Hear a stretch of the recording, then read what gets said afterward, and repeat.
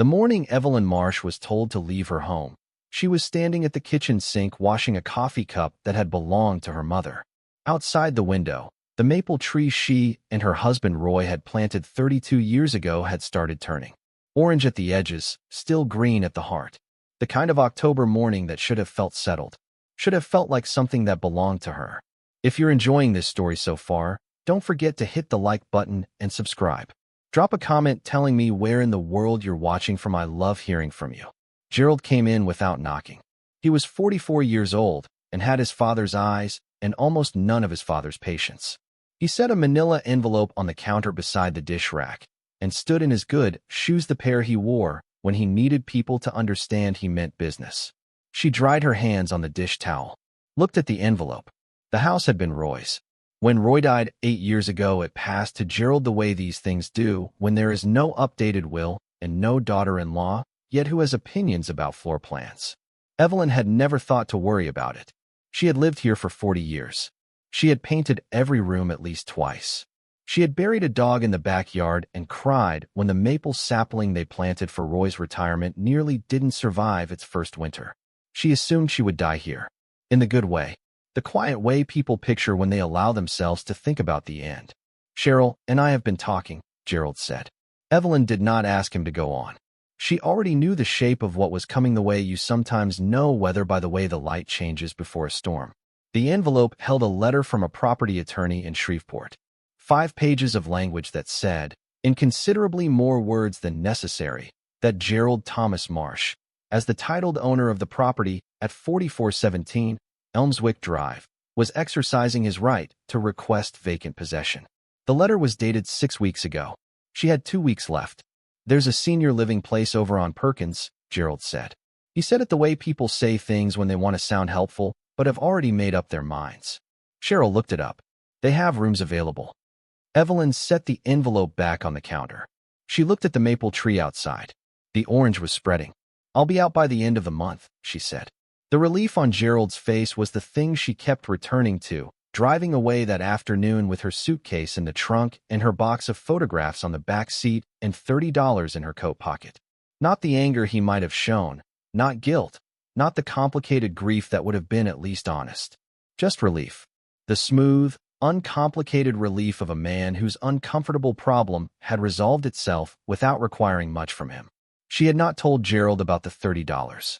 She had not told him that the checking account had run nearly empty after the pharmacy bills and the furnace repair and 3 months of helping pay for the roof, because she still thought of the house as hers and Gerald had let her because it was easier than refusing. She had not told him that her Social Security check would not clear for another 11 days, that she had nowhere to go, no plan, and that the relief on his face had told her quite clearly that none of this was anything he intended to make his problem. She was 71 years old.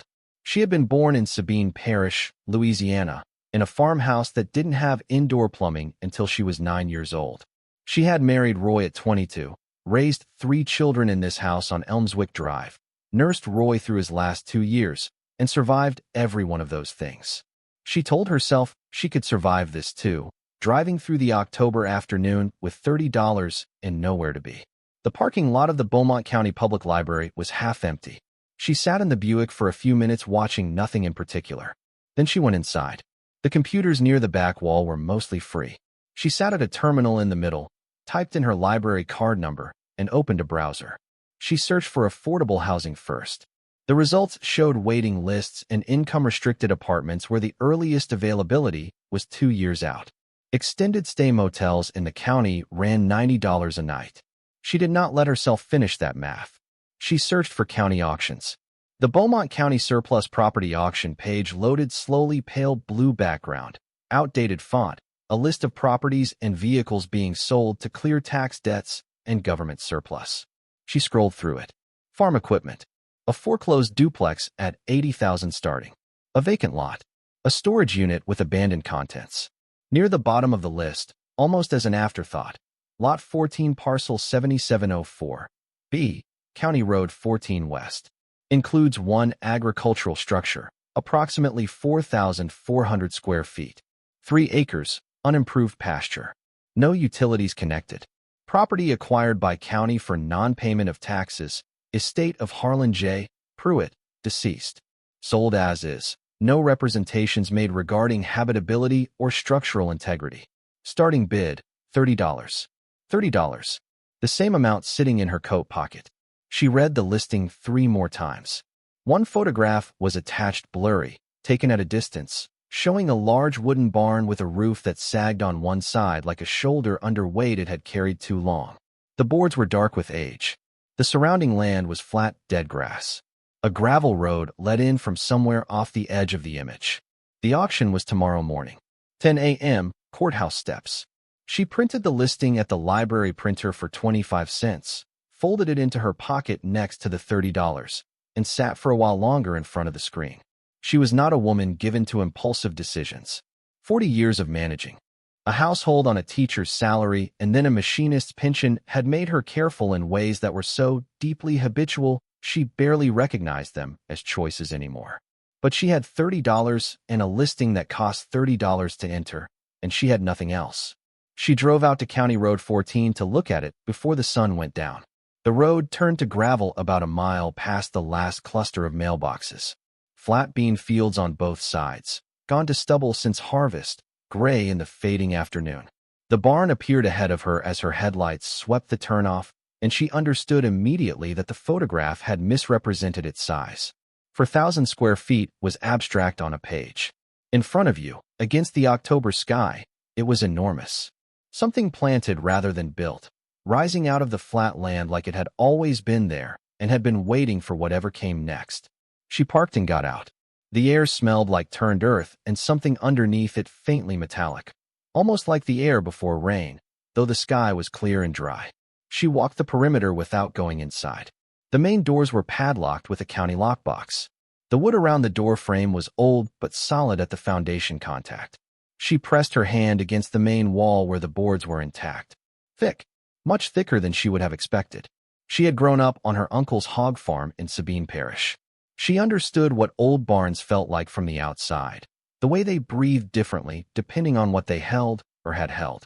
This one breathed differently from any barn she had stood beside before. The foundation was poured concrete. She could see 18 inches of it above the ground line. That was not how agricultural structures were built in this part of Louisiana, not ones from this era. Fieldstone or brick, maybe, not poured concrete. Someone had spent money building this barn to last and to hold something specific. She drove back to the library parking lot. It was closed. She reclined the seat as far as it would go, pulled her coat over herself, and lay there watching the sky go fully dark. Tomorrow she would either have a piece of land or she would have nothing at all, and those two outcomes were not as different as they sounded when you said them out loud. Having nothing had become familiar enough that she could carry it. Having something, even a bad something, would at least be a direction. She slept a few hours and was awake before the sky lightened. The courthouse opened at 8:30.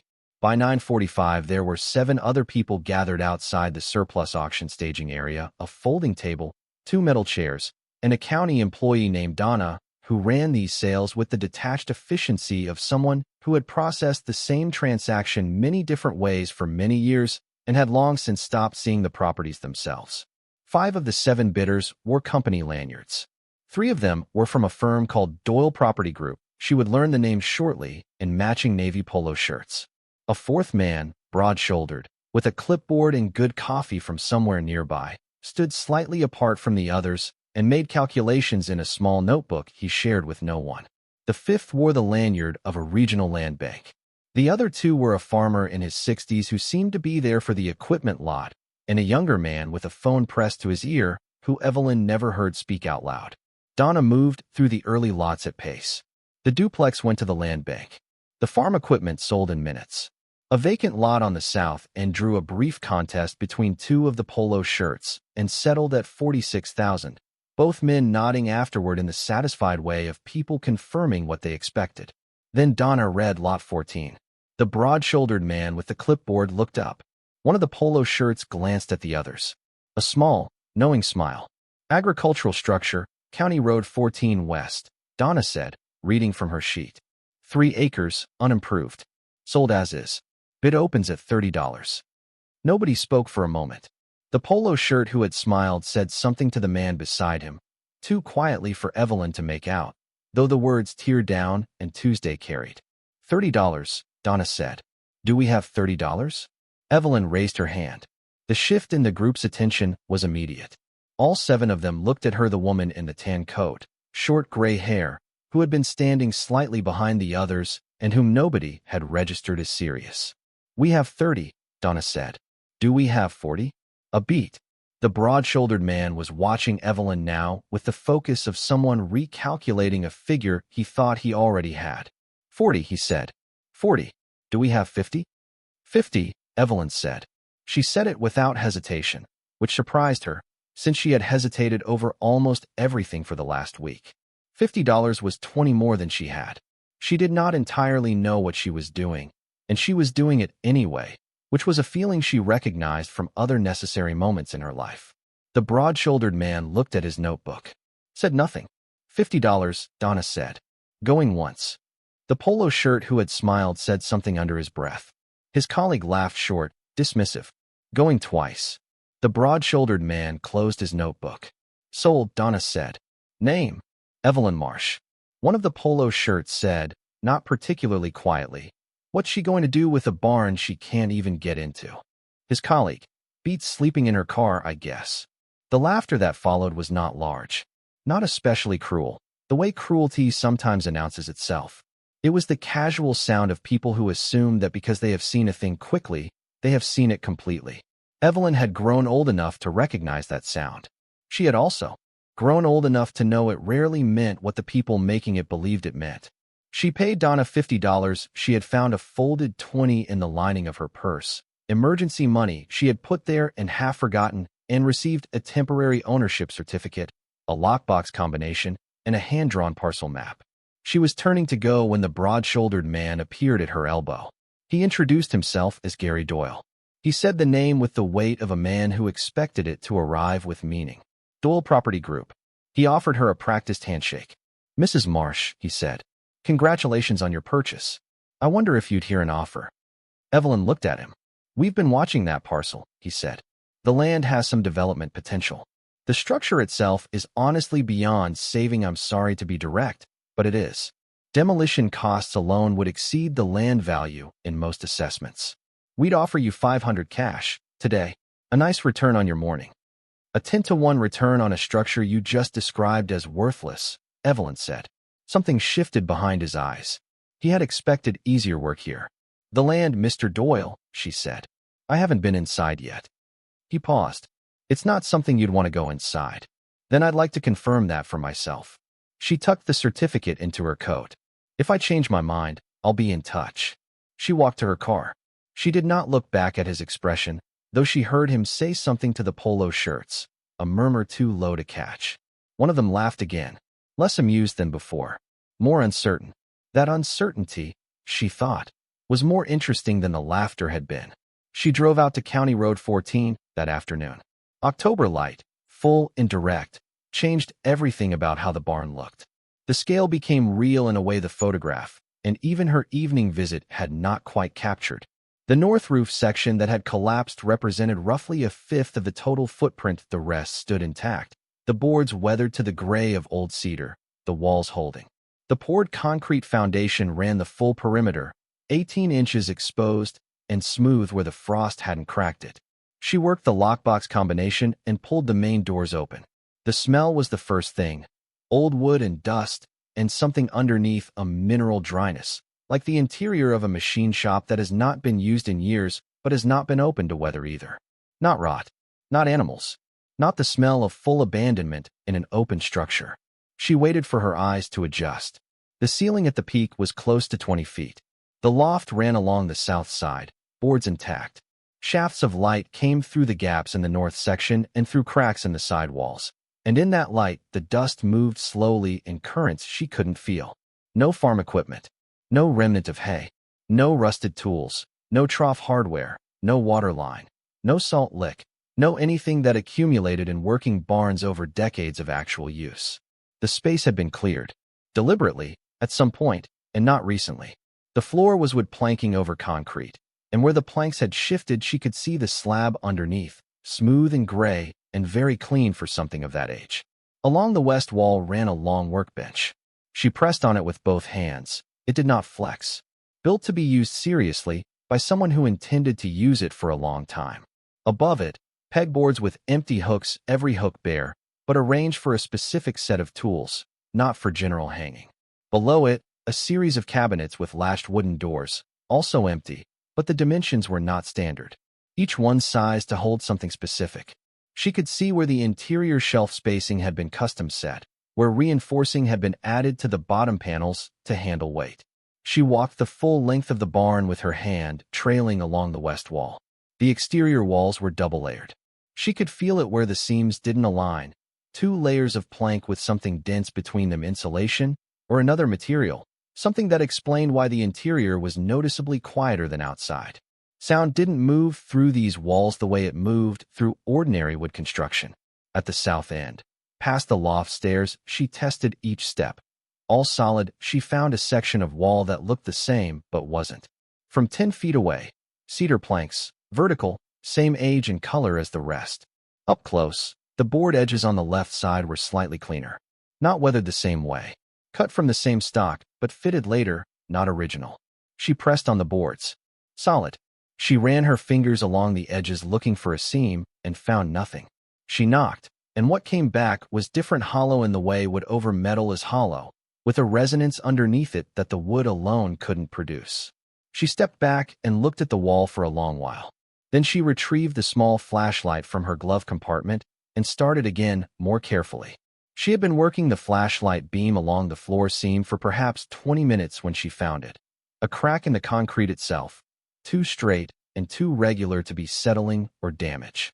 A rectangle, roughly 4 feet across and 3 feet tall, cut into the slab. The planking above it had been laid to conceal it. The boards cut at angles that looked random until you understood what you were looking for. 3 of them were hinged on the left side, not nailed on the right. A trapdoor in the floor of a barn that had never held a single animal or bale, hidden under planking fitted specifically to hide it. She sat on her heels and took this in.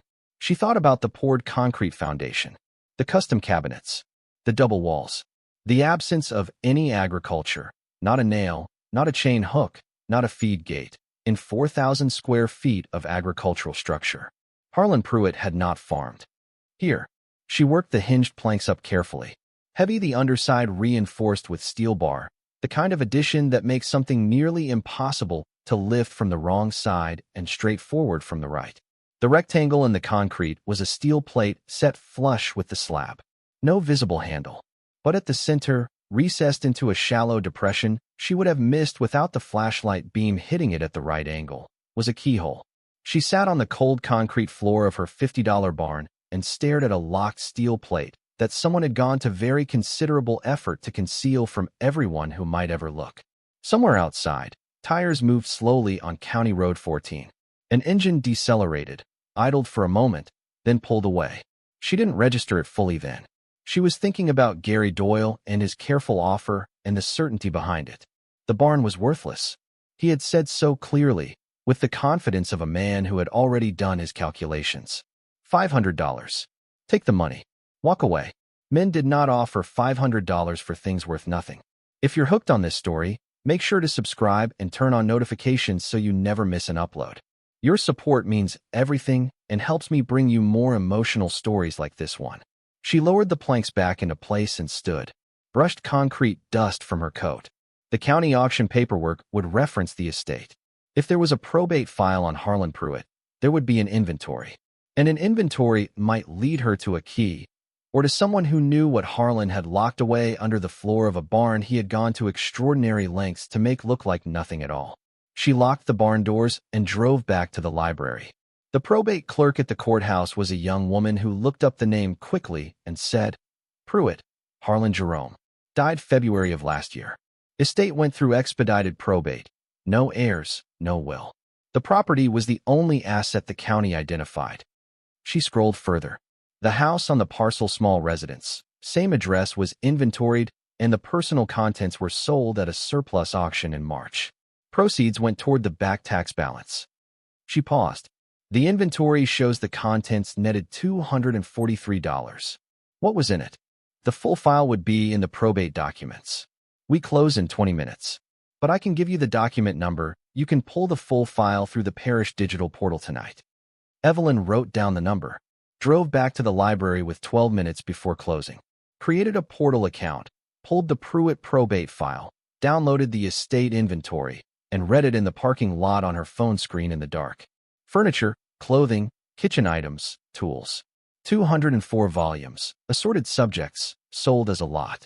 17 pieces of hand tools, sold as a lot. And near the bottom, one metal lockbox, approximately 12 by 8 inches, locked, key unknown. No method of opening identified. Sold for $3 to buyer identified as parcel auction attendee.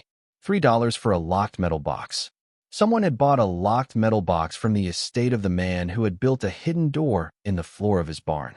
She needed to find out who. The county surplus auction records were public. She would have to wait until the assessor's office opened at 8:30. She had the auction lot number. She could trace the buyer. She slept in the Buick again. The October cold came through the windows in small ways, around the seals, through the vents when the engine was off. She was used to it by now, the particular discipline of making herself comfortable inside discomfort. Roy had called it her stubbornness. She had always thought it was something else. Something less dramatic and more useful. The plain decision not to stop when stopping would not help. At 8:45 she had a name from the assessor's clerk. Wilton Creasy, 2281, Perkins Road Extension, Beaumont. The record was public and the clerk gave it without hesitation. She knew the road. 5 minutes from the library. She searched Wilton Creasy on her phone and found a brief newspaper feature from 3 years back, a profile of longtime local business owners. Creasy's Pawn and Estate, Perkins Road Extension. Wilton Creasy, proprietor since 1983. Age listed at the time of publication, 77. A pawnbroker. He had bought the locked box at the estate auction for $3 because that was precisely the kind of thing a good pawnbroker attended estate auctions to find. The shop was the kind that had been in the same location long enough to become part of the landscape. Old sign, clean windows, organized clutter visible through the glass. It smelled inside like metal polish and old paper and the particular warmth of a place that takes in everything and releases things slowly. Wilton Creasy was behind the counter.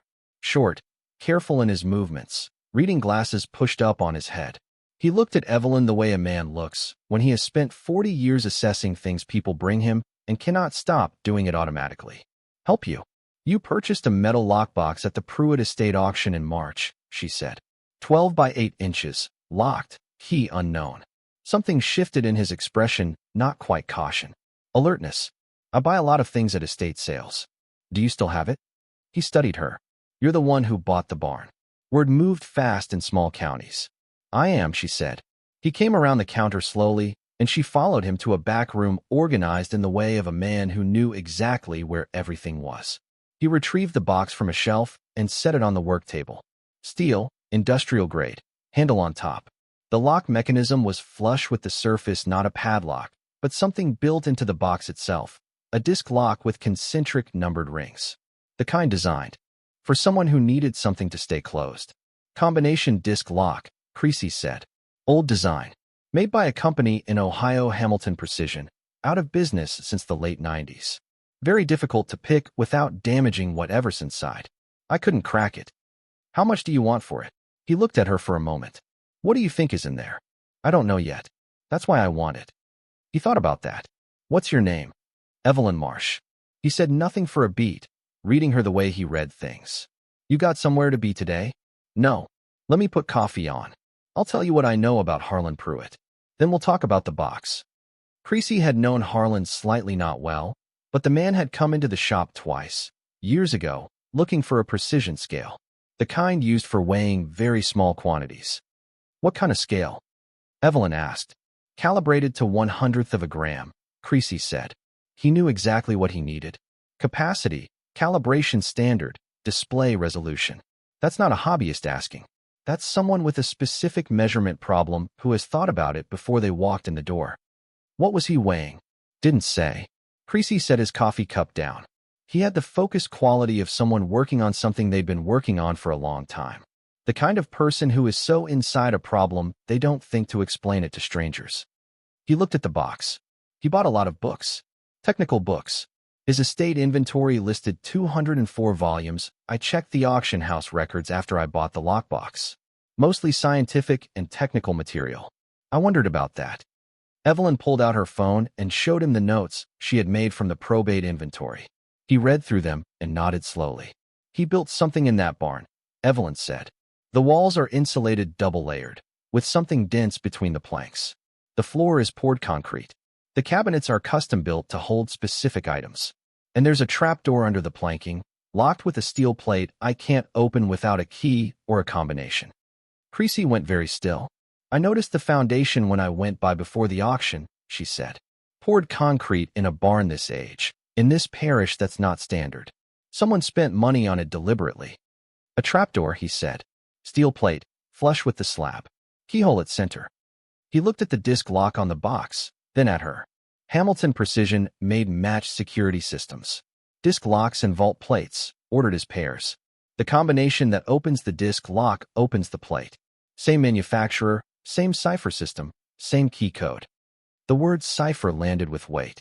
If this box and your plate are matched Hamilton pieces, Creasy said slowly, then whatever opens this box tells you how to open what's below your floor. Evelyn looked at the box. The 7 rings of the disc lock sat still, each showing a 0, waiting. How much? She said. He looked at her steadily. You don't have much. No. He thought for a moment in the unhurried way of a man who had made a living reading value correctly for 40 years. I gave $3, he said. Give me 20. She paid him from the last of her money. She was now, technically, operating at a deficit. She had a box, a barn, an ownership certificate, and the particular clarity that arrives when the situation removes all other options, and what's left is just the next step. Creasy walked her to the door. He stopped her with a hand on the frame. You need a place to stay. I have my car. My sister rents a room on Elm Street. $60 a week, clean, quiet. She's not nosy. He wrote a number on a slip of paper. Tell her Wilt sent you. She took it. Evelyn. He said her name the way older people sometimes do deliberately, as if names should be used carefully. Whatever is in that barn, be cautious who you tell before you understand what it is. Gary Doyle has had his eye on that parcel for 2 years. He doesn't absorb losses from failed acquisitions without looking for a way to recover them. You know Gary Doyle. Everyone in this county knows Gary Doyle, he said. Some of them know him nicely, and some of them know him differently. Just be careful. Creasy was 73, with the forthright practicality of a woman who had made do her entire life without making it anyone else's burden. She showed Evelyn the room, said $60 a week, and when Evelyn said she would owe the first week, said, Wilt says you're good for it. You're good for it. And that was the end of it. She had a room, a bed, a bathroom, a door with a lock. She sat on the bed that evening with the metal box in her lap and the disc locks 7 rings facing her. 10 digits per ring, 7 rings. The number of possible combinations was enormous. She was not going to guess her way into it. She needed the right word.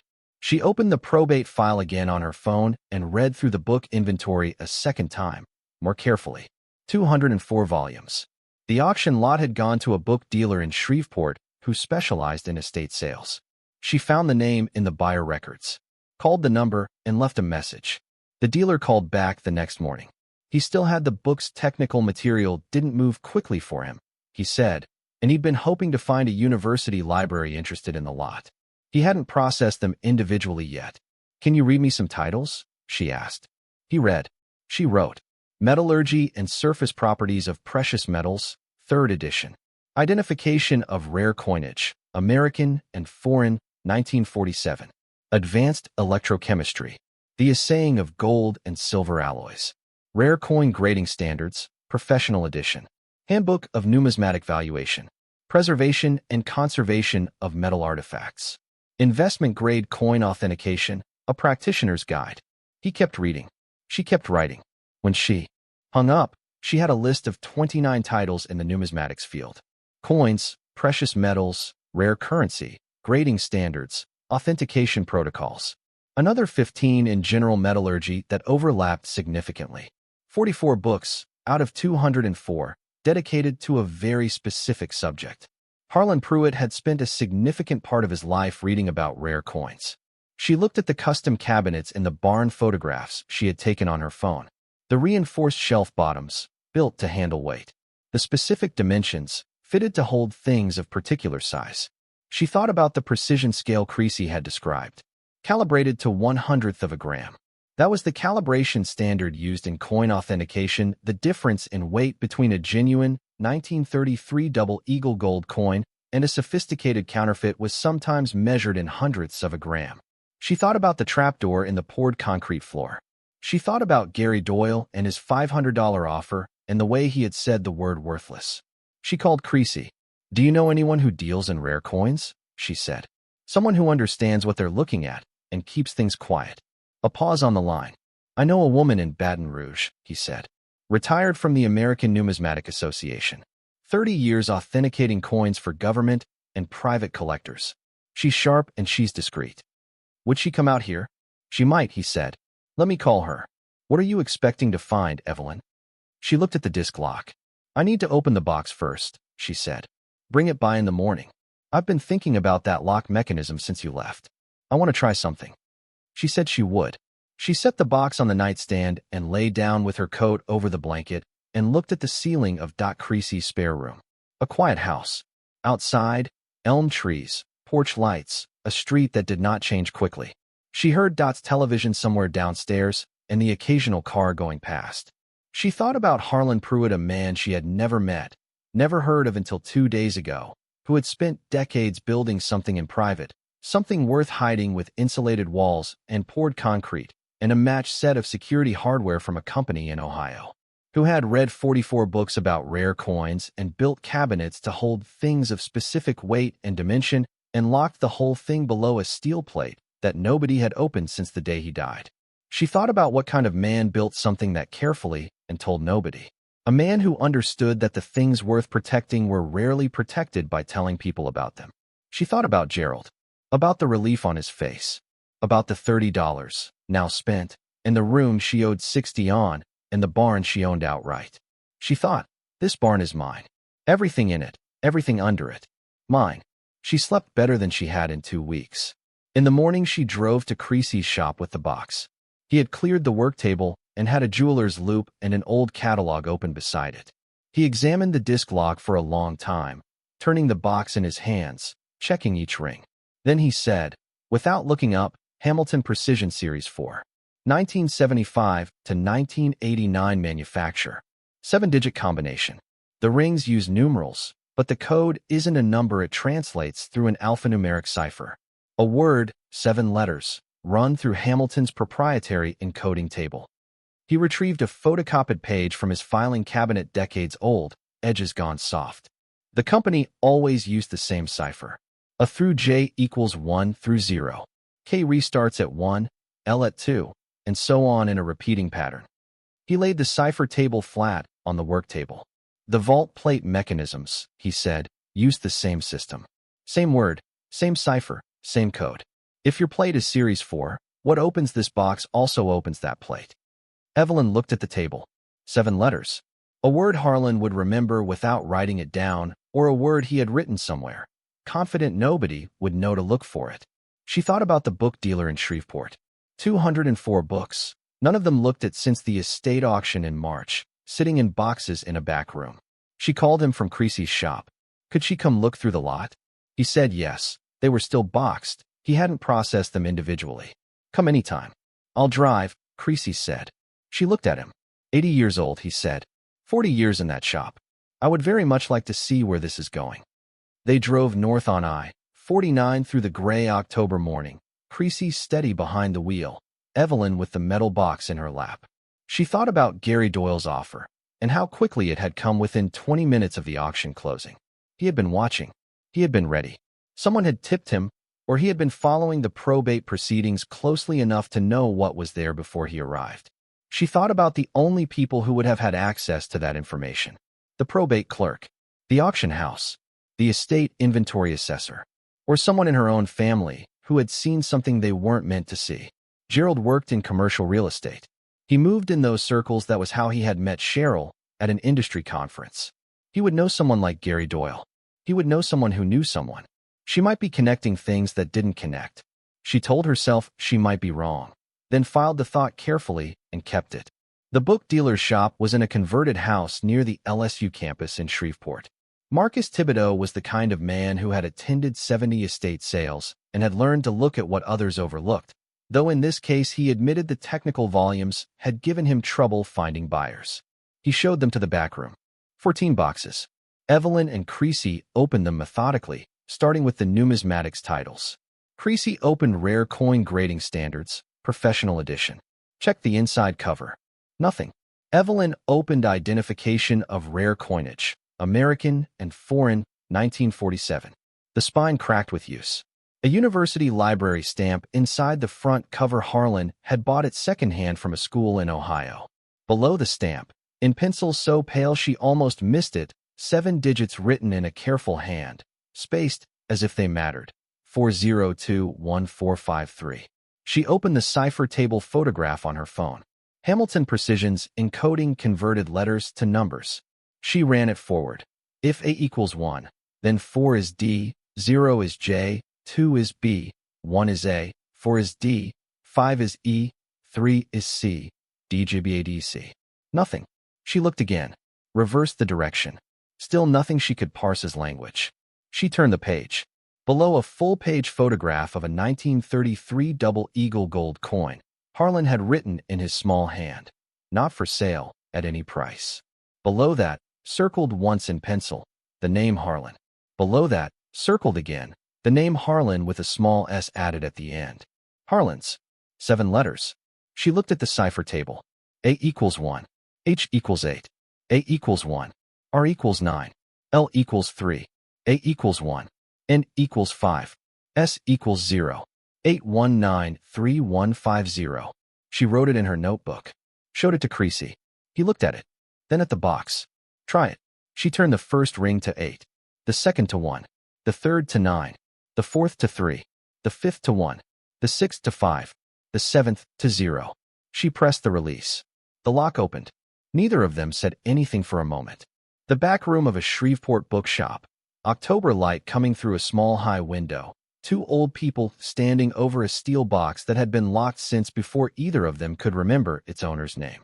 Inside, wrapped in oilcloth, were 3 things: a small leather journal, a flat key on a short chain with an octagonal head, and a folded document bearing the seal of the United States Patent and Trademark Office. She picked up the key and turned it over. Simple, old, machined with precision for a specific lock. The kind of lock set flush into a steel plate in the floor of a barn on County Road 14. Creasy said, very quietly, "Well." Evelyn opened the journal to the first page. Harlan J. Pruitt, County Road 14, Beaumont Parish, Louisiana. This journal is the inventory and record of my life's collection, begun 1952, continued to present. She turned to the last entry. Written 14 months ago, for months before his death. Final count as of September, 467 pieces. Certified and authenticated. Current conservative valuation per 2022 NGC pricing guide. Do not write this number in a place people might find it. Below that line, crossed through with a single stroke but still legible through the pencil mark, $2.3 million. Evelyn sat down on the nearest box of books.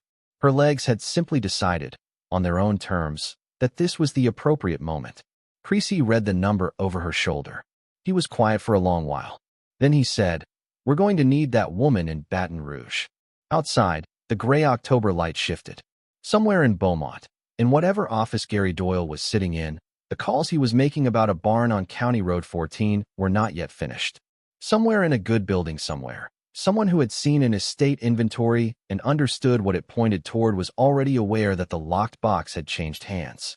Here, in the back room of a converted house in Shreveport, a 71-year-old woman sat holding a leather journal belonging to a man she had never met, with a key in her hand that would open the most significant door she had ever stood in front of. She closed the journal carefully, held it against her chest. "Let's go home," she said. The drive back from Shreveport took an hour and 40 minutes. Creasy drove, and Evelyn read. The journal was small, a standard composition book with a black cover, the kind sold at every drugstore and 5 and dime since before either of them was born. Harlan Pruitt had filled it carefully in the same small, precise handwriting she had seen in the probate inventory and the books. No wasted space. No crossed out lines. A man who thought before he wrote, and wrote only what he intended to keep. The first entries were from 1952. He had been 17 years old. My father died in March and left me 12 silver dollars in a tobacco tin under the floorboard beside the kitchen table. He didn't trust banks. I don't either. But I understand these coins better than I understand what to do with grief, so I have been reading about them. She read slowly, occasionally aloud when something seemed important. The 12 silver dollars had been his starting point. Morgan dollars, most of them, from the 1880s and 1890s, the kind his father had received as wages in a Louisiana sawmill and kept instead of spent because something about their weight felt more reliable than paper. Harlan had taken those 12 coins and spent the next several months learning what he had. What he had, it turned out, was 2 moderately interesting coins and 10 common ones. The moderately interesting ones he kept. The common ones he traded at a coin shop in Baton Rouge for store credit, which he used to buy one coin he had been reading about for months, a 1909 SVDB Lincoln cent in exceptional condition, acquired from a widow in Baton Rouge who had her late husband's collection in a shoebox under her bed and no idea what any of it was worth. She paid me $1 for my time and company, and I did not tell her what I paid for the cent, because I was 17 and ashamed of taking advantage of someone's grief even while doing it. I have been ashamed of it ever since, and I have tried to make it right in the way I do business with people, which is to say, fairly, which is what I should have done with the widow. Some lessons take too long to arrive. He taught himself, Creasy said, not looking away from the road. From the beginning, Evelyn said. She turned pages. The 1950s entries were sporadic months between them, sometimes a year. He had worked as an industrial mechanic in the oil fields outside Beaumont. Skilled work, steady pay, most of which went to the collection. He attended estate sales on weekends, church bazaars on Sundays, farm auctions in the fall when families settled debts. He had a gift for it. The ability to walk through a room of objects and notice the one thing that was not what it appeared to be. If you're enjoying this story so far, don't forget to hit the like button and subscribe. Drop a comment telling me where in the world you're watching from. I love hearing from you. The 1960s were the decade he called his learning years. He had made mistakes in that period. He wrote overpaid for coins that turned out to be cleaned, which destroyed their value.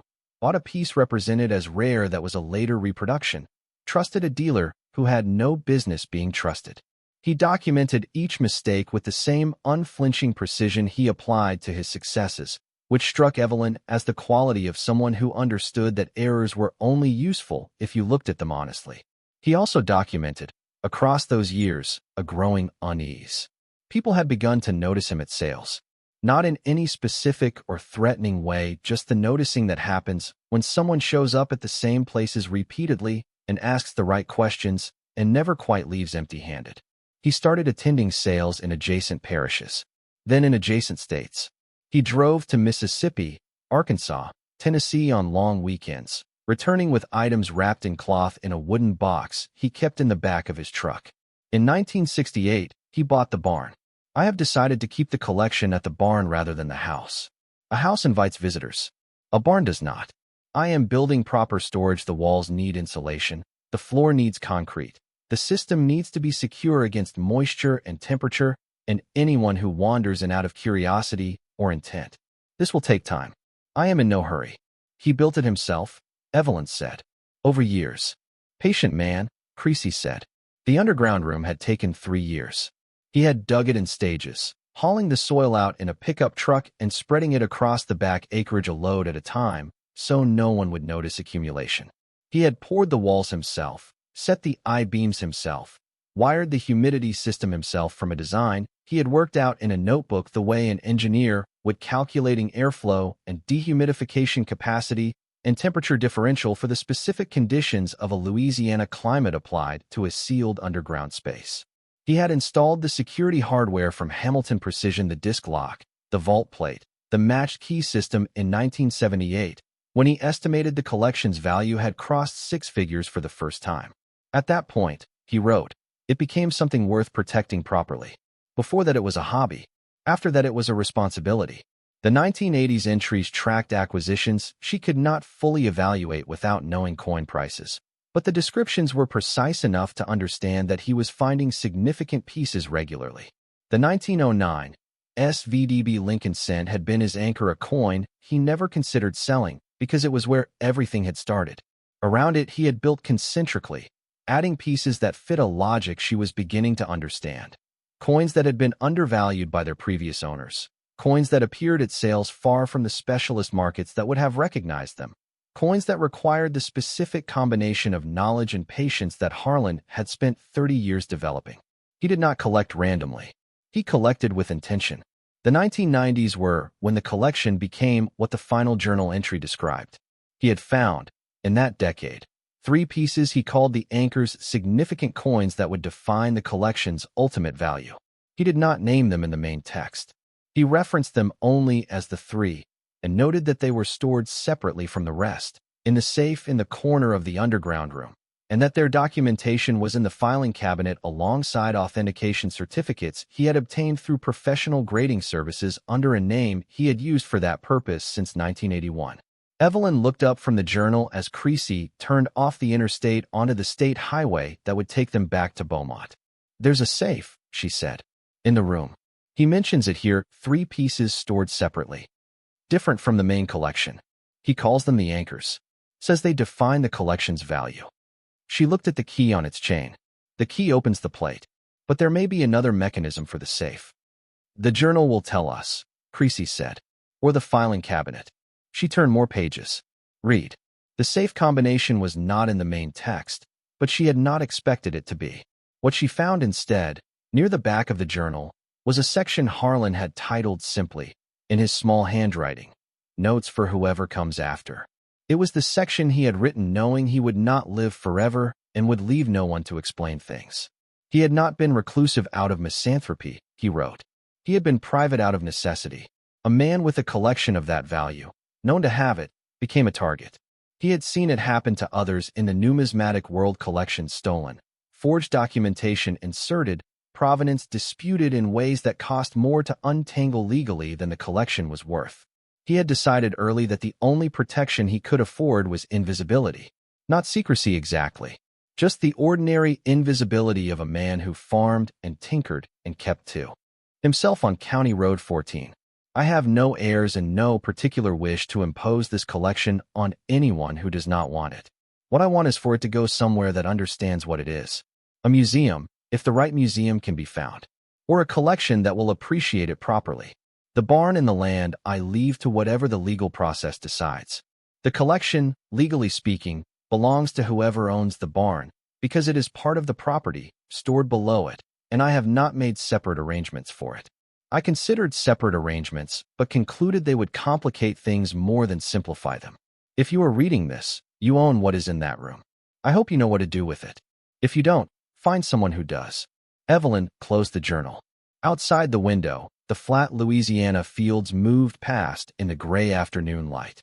She thought about a man she had never met who had spent 60 years building something in private, who had given it to no one and left it to the mercy of a legal process that had almost handed it to Gary Doyle for the cost of a property tax settlement. "He trusted luck," she said. "Or something like it," Creasy said. He glanced at her. "You said you had $30 when you walked into that auction." "I did. And Doyle had his people ready to bid, and somehow didn't." She had thought about this. His group bid on the vacant lot. They drove the price to $46,000 on a piece of dirt. They could have bid on the barn just as easily. "But they expected to be the only bidder," Creasy said. "Nobody bids hard on something they think they'll get for the opening price. Doyle probably told them to let the auction close at 30 and walk away clean, no trail of aggressive bidding on a property he'd been watching. Simpler that way." He paused. "Then you raised your hand." "Then I raised my hand," she said. They drove the rest of the way without talking, which was the comfortable kind of quiet that took time to build between two people and was its own form of understanding. She dropped Creasy at his shop at 4:30, took the journal and the key and the patent document to Dot's spare room, and lay on the bed with the October dark coming through the window, and thought about what came next. The next morning was a Thursday. Cool, clear, the kind of October day that had no ambiguity about what season it was. Creasy was waiting in his truck when she arrived at the barn at 8. He had called Eleanor Fontenot the night before.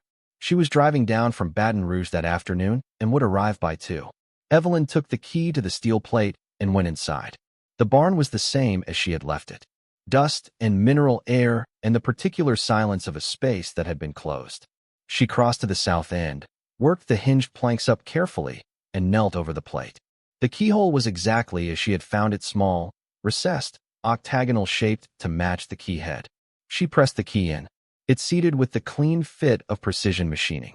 When she turned it, she felt the mechanism engage through her hand, a series of smooth internal movements, and the plate released. It was heavier than she had anticipated. Steel quarter-inch plate, maybe a meter square, hinged along one edge. She got her fingers under it and lifted. Creasy appeared from behind her and got his hands alongside hers, and together they raised it back on its hinge and locked it in the open position with a pin mechanism Harlan had built for exactly that purpose. Stone steps, 8 of them, led down into the dark. She went first with the flashlight. Creasy followed. The room at the bottom was 20 feet square, she estimated, with walls of sealed concrete block and a ceiling of poured concrete supported by 2 steel I-beams. A single bare bulb hung from a junction box between the beams. She found the switch on the wall beside the stairs and pressed it, and the bulb came on, dim but sufficient. The air was dry, not dusty dry the way the barn above was dry, but climate-controlled dry, the steady low humidity of a carefully managed environment. In the far corner, a small dehumidifier hummed. Battery-backed, connected to a deep-cycle marine battery on a maintenance charger that Harlan had wired to a solar panel mounted on the roof of the barn. She had noticed the panel from outside and assumed it was a leftover from some forgotten project. It had been running this room for 14 months since his death, without anyone knowing it existed. Custom shelving covered 3 walls, floor to ceiling. Padded trays on each shelf, and in each tray, coins in clear plastic slabs with authentication paperwork attached. Every slab was labeled. Every tray was labeled. Every shelf was labeled. The filing system was meticulous in the way of someone who had spent 60 years creating it and knew exactly where everything was and why. In the far corner, beside the dehumidifier, sat a small floor safe.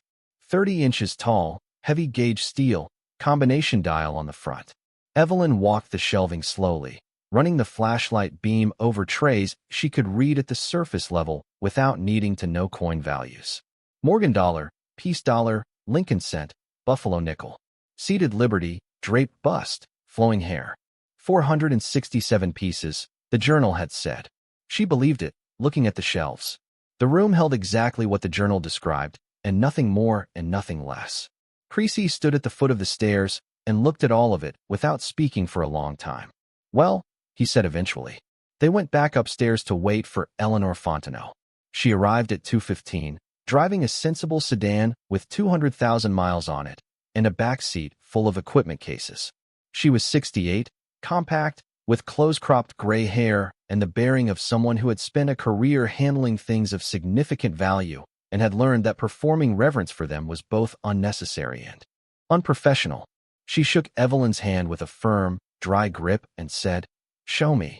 She spent 15 minutes in the room without touching anything, walking the shelving, reading labels, making notes in a small book she carried.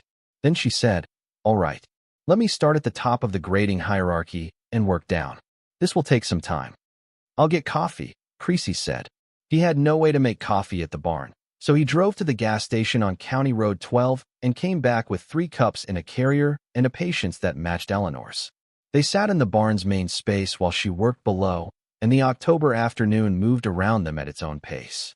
At 4 o'clock, she came up the stairs with her notebook and sat on the workbench across from them. "I need to be careful about preliminary assessments," she said. "Without extended examination and cross-referencing against grading databases, anything I tell you now is directional, not definitive. You understand that?" "I understand," Evelyn said. Eleanor opened her notebook. "The main collection, the 463 pieces on the open shelving, is exceptional. Not simply in the sense of containing rare pieces, though several are significant, but in the sense of condition. This collection was maintained with a level of care you almost never see outside institutional contexts. The humidity control, the individual slabs, the temperature consistency. Coins that would grade VF 30 in a normal private collection are grading MS 63 here because of how they were stored." She looked at her notes. "Conservative estimate on the main collection, excluding whatever is in the safe. somewhere between 800,000 and 1.2 million, depending on current market conditions and the auction venue. Creasy exhaled very slowly. The 1909 SVDB Lincoln Center loan, Eleanor continued, is graded MS 65 by NGC. Current market for that grade is approximately $90,000. There's a 1916 D Mercury dime in MS 64 $40,000. An 1894 S Barber dime, one of only 24 known graded EF 45. That piece alone would generate significant auction interest. She looked at her notes again. The Morgan Dollar section includes several key dates and grades I haven't seen outside museum inventories. Evelyn was looking at her steadily. You said whatever is in the safe. Eleanor looked back at her with the directness of a woman who had delivered extraordinary news and difficult news in equal measure over a career and had learned to deliver both the same way. The safe, she said. Yes. She paused. Do you know the combination? It's in the filing cabinet, Evelyn said. I found it this morning. She had tucked in an envelope at the back of the main collection folder, sealed and labeled Simply Safe, in Harlan's handwriting. The combination was 6 digits, written in plain numerals, no cipher required. They went back down together. The filing cabinet yielded the combination envelope without resistance. Evelyn worked the dial slowly right, left, right, and the safe door swung open on smooth hinges. Inside were 4 padded trays, each holding a single coin in a sealed slab. Eleanor lifted the first one. The 1909 SVDB Lincoln sent Harlan's first significant purchase, the one from the Baton Rouge widow, the beginning of everything. Eleanor turned it over, read the slab documentation, nodded. His anchor, she said quietly, and set it aside. The second coin was a flowing hair silver dollar, dated 1794. Evelyn could tell from the way Eleanor's movements slowed when she picked it up. She examined the slab for a long time, then set it down and picked up her loop. 1794 flowing hair, Eleanor said, in the careful voice of someone keeping something neutral. If genuine, and in this grade the slab shows MS 66, which would be extraordinary, this is potentially the most valuable American coin in existence. A specimen sold at auction in 2013 for $10 million. She looked up. I cannot confirm or deny from examination alone. This would need to go to PCGS or NGC for independent verification. $10 million. From a coin smaller than a poker chip. Evelyn held onto the shelf. The third piece, Eleanor said, setting the flowing hair down carefully, is a 1913 Liberty head nickel. She lifted the slab, looked at it, set it down, picked it up again. Her hands, which had been entirely steady through everything else, were not entirely steady now. Mrs. Marsh, she said, you should look at this. If you're hooked on this story, make sure to subscribe and turn on notifications so you never miss an upload. Your support means everything and helps me bring you more emotional stories like this one. Evelyn stepped to the work table and looked through Eleanor's loop at the coin in the slab. A nickel, 5 cents. A woman's profile on the front in classical style, the word Liberty arched above her head, the date 1913 below. An ornate Roman numeral V inside a wreath on the reverse. She looked up. There are 5 known specimens of the 1913 Liberty head nickel, Eleanor said. Her voice was the voice of a scientist separating what she knew from what she was inferring. They were produced without authorization number. 1913 Liberty nickels were supposed to exist. The design had already been replaced. All 5 were created illicitly and have been tracked through the numismatic world since the 1940s. 4 of them are currently accounted for. 1 at the Smithsonian, 1 at the American Numismatic Association Museum, 1 in a known private collection, 1 that sold at auction in 2018 for $4.5 million. She paused. The 5th specimen has not been documented since 1942. It was owned by a collector in Ohio. At his death, his estate was sold privately, and the coin disappeared from the record. Evelyn looked at the coin in the slab. This coin, Eleanor said quietly, matches the documented characteristics of the missing 5th specimen. Die alignment, or pattern. On the obverse, the surface texture under magnification. I have studied every available photograph of all 5 specimens. This is not a conclusion I would state publicly from one afternoon's examination. but it is the conclusion my professional judgment points toward as a starting position. She picked up the slab and held it in both hands. If this is what I believe it is, Mrs. Marsh, we are not talking about $2.3 million. The October light came through the barn boards overhead, long and amber in the late afternoon. Outside, the gravel road was still. County Road 14 was empty. What are we talking about? Evelyn said. A single coin of this rarity, authenticated. With the provenance story, this one carries the missing fifth specimen.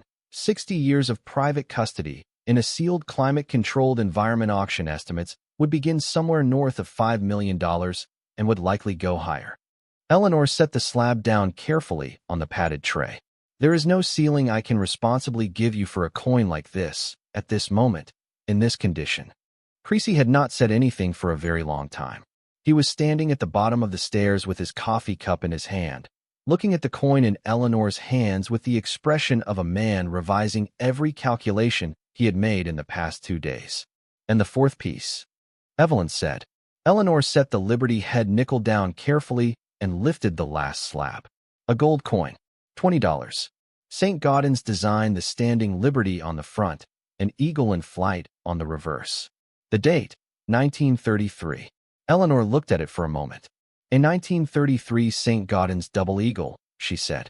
Legally complicated, the 1933 issues were never officially released, and the government has historically attempted to recover all specimens. One coin was monetized and sold legally at auction in 2002 for $7.5 million. A second lot sold more recently under similar arrangements. She turned the slab, reading the documentation. The legal status of any 1933 double eagle not specifically cleared by the government requires legal review before any sale could proceed. She set it down. But in terms of value, were it cleared, $7 to $10 million, based on comparable sales. Evelyn stood in the underground room of a barn she had bought for $50 and looked at 4 coins that represented, conservatively, somewhere between $12 and $15 million if Eleanor's preliminary readings pointed toward what formal authentication would show. She looked at the first tray, the 1909 SVDB Lincoln cent, the one Harlan had been ashamed of buying from a widow who didn't know what she had. He had kept it for 70 years not because it was the most valuable thing in the room, but because it was where everything had started, because it reminded him of something he needed to keep remembering. She understood that. How long will authentication take? She said. Weeks, for the main collection. For the 3 significant pieces, the flowing hair, the Liberty head, the double eagle, I would recommend submitting to PCGS directly, not by mail, hand-carried. The Liberty head alone will require extended examination and comparison against the documented specimens. 3 to 6 weeks minimum. Can it be done quietly? Eleanor looked at her. You have reason to believe someone else knows this room exists. The barn's previous owner died and his estate went through probate, Evelyn said. The barn was auctioned publicly. A development company bid against me for it. Their principal offered to buy it from me for $500 30 minutes after I won. Eleanor was quiet for a moment. That kind of offer, made that quickly, suggests they had prior information. Someone saw something in the estate inventory and understood what it implied. Yes. Then we move quickly and carefully, Eleanor said. And you need an attorney. She did. She knew it. What she did not know yet was that the attorney she would need was not primarily for the authentication. It was for what was coming in the next 48 hours. Creasy's oldest friend was a man named James Melanchon, who had practiced property and collections law in Beaumont for 37 years before retiring at 70, with a reputation for the kind of patient, thorough legal work that rarely produced dramatic courtroom moments, but consistently produced the right outcome. Creasy called him from the barn's gravel lot, while Eleanor finished her preliminary documentation below, and James Melanchon said he would be there in the morning. That evening, Evelyn sat in the underground room alone. She had asked Creasy and Eleanor to give her an hour. They had gone to find coffee, both of them understanding without being told that some things needed space around them. She sat at Harlan's work table with the lamp on and the 4 coins in their slabs arranged in front of her, and the main collection on the shelves around her, and the filing cabinet open beside her. She had been reading through the cabinet since Eleanor had first asked for time to work. It was orderly in the same way the collection was orderly, folders by year, correspondence in chronological sequence, authentication certificates filed by coin. In the back of the bottom drawer, behind everything else, was a folder she had not expected. It was labeled, Correspondence, Unwanted. Inside were 4 letters, all of them from the same address, G. Marsh, Commercial Properties, 2840, Airline Drive, Beaumont. Gerald. She took the letters out and read them in order of date. The first was on letterhead for a property consulting subsidiary of the firm where Gerald worked. Addressed to Harlan J. Pruitt, it introduced the firm as a heritage property consultation group and expressed interest in properties with historical or architectural significance in the Beaumont area. The language was polished and entirely generic, the kind written by someone who needed to make contact without saying anything specific that could be used against them later. Harlan had written a brief reply in pencil in the margin of Gerald's letter, dated 3 days after it arrived. Not interested. He had mailed it back. Gerald had written again a month later, warmer in tone, more personal, mentioning that the firm had been connected to several successful outcomes for property owners in the area and expressing genuine interest in the character of the County Road 14 property in particular. Not a development inquiry, the letter was careful to say. A preservation inquiry. There was no reply from Harlan to this one. He had kept it anyway, filed it here. The third letter was from 6 months later. The warmth was gone. Brief and transactional. The firm remained interested in the County Road 14 property should Mr. Pruitt ever consider a disposition of any kind. The fourth letter was not from Gerald's company. It was from Doyle Property Group, dated 18 months ago, signed by Gary Doyle personally. Harlan had not replied to any of the last 3. He had filed them in a folder he had labeled with an accuracy that left no room for interpretation. Evelyn sat with the 4 letters in her hands for a while. The lamp made a small warm circle in the cool, dry air of the room. Gerald had found this property on the public record 3 years ago, probably through routine surveillance of county listings, the kind of due diligence that commercial property consultants did as a matter of course, flagging parcels worth watching. He had passed the lead to Gary Doyle, or Doyle had found it independently after Gerald's contact. When Harlan died and the probate filing appeared in the public record, someone had recognized the address and understood that the barn on County Road 14 was finally available. The eviction notice. 6 weeks before the auction. She sat with that fact the way she would sit with a stone she had found in an unexpected place, turning it over, looking at all its sides. Gerald had not arranged to evict her because of this. She was almost certain of that. The eviction had its own logic. Cheryl, the house, Gerald's own choices about what kind of life he wanted to lead and what his mother fit into it. The timing was probably coincidence. The awful kind that life produced without anyone engineering it. But he had known this property. He had sent letters to the man who owned it. And when the man died, someone in Gerald's orbit had made sure that Gary Doyle was watching when the probate notice appeared. She folded the letters carefully and placed them in her coat pocket. She would know what to do with them when she understood the full shape of the thing. She turned off the lamp, climbed the stairs, and locked the plate behind her. James Melanchon arrived at the barn the next morning at 9. He was 72, lean, with the unhurried authority of a man who had been right about most things for most of his career and had learned that speed rarely helped and patience nearly always did. He shook Evelyn's hand, nodded at Creasy, introduced himself to Eleanor, and said, "Show me what you have and tell me what's happened." He listened for an hour without interrupting. He examined the deed, the auction certificate, the probate documents, the letters from the filing cabinet, and Eleanor's preliminary notes. He read Harlan's final journal entry. He held the patent document and read it carefully. The patent, which Evelyn had not yet examined in full detail, was for a precision storage system, a coin preservation unit that regulated humidity, temperature, and light exposure through a passive mechanical system requiring no external power source. Harlan had filed it in 1983. It had never been commercially produced. The patent had long since expired, but the documentation was complete and the design was sound. Eleanor had noted that the principle was not dissimilar from archival storage systems that had come to market in the 1990s. When James finished reading, he set everything down on the workbench and looked at Evelyn. "The deed is clean," he said. "The auction was properly conducted. The property, including all contents, is legally yours under the standard terms of a tax lien sale. The collection below this floor is part of the property for all legal purposes." He paused. Doyle may try to challenge that.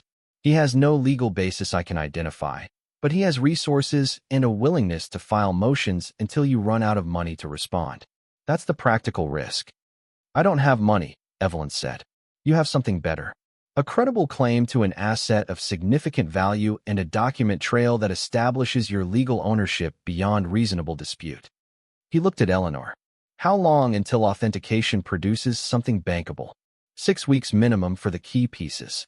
Then we establish legal inventory today, a formal, notarized accounting of the collection's contents as of this morning, before any authentication proceeds.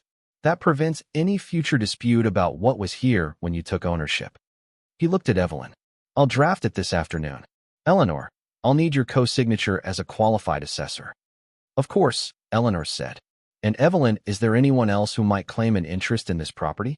Family, business contacts, anyone with a prior connection to the previous owner? She thought about Gerald's letters in her coat pocket. There may be, she said. I need a little more time to understand exactly what form that takes. James nodded slowly, reading something in her expression that told him not to push. All right, but not too much time. If Doyle has been watching this property, he knows you've been here. He'll move when he thinks he's ready. Doyle moved the following morning. Evelyn arrived at the barn at 8 to find a black SUV parked on the gravel and Gary Doyle standing outside the main doors with a man in county-issued clothing and a sheriff's deputy who looked as though he would have preferred to be anywhere else. The man in county clothing introduced himself as the assistant building inspector for Beaumont Parish. He had a clipboard in an official manner, and he explained, without meeting Evelyn's eyes directly, that the county had received an anonymous complaint regarding unpermitted underground excavation at the property, a code violation requiring immediate inspection. Gary Doyle stood behind him with his hands in his coat pockets and an expression of practiced neutrality that did not entirely cover what was underneath it. The excavation predates my ownership by decades, Evelyn said.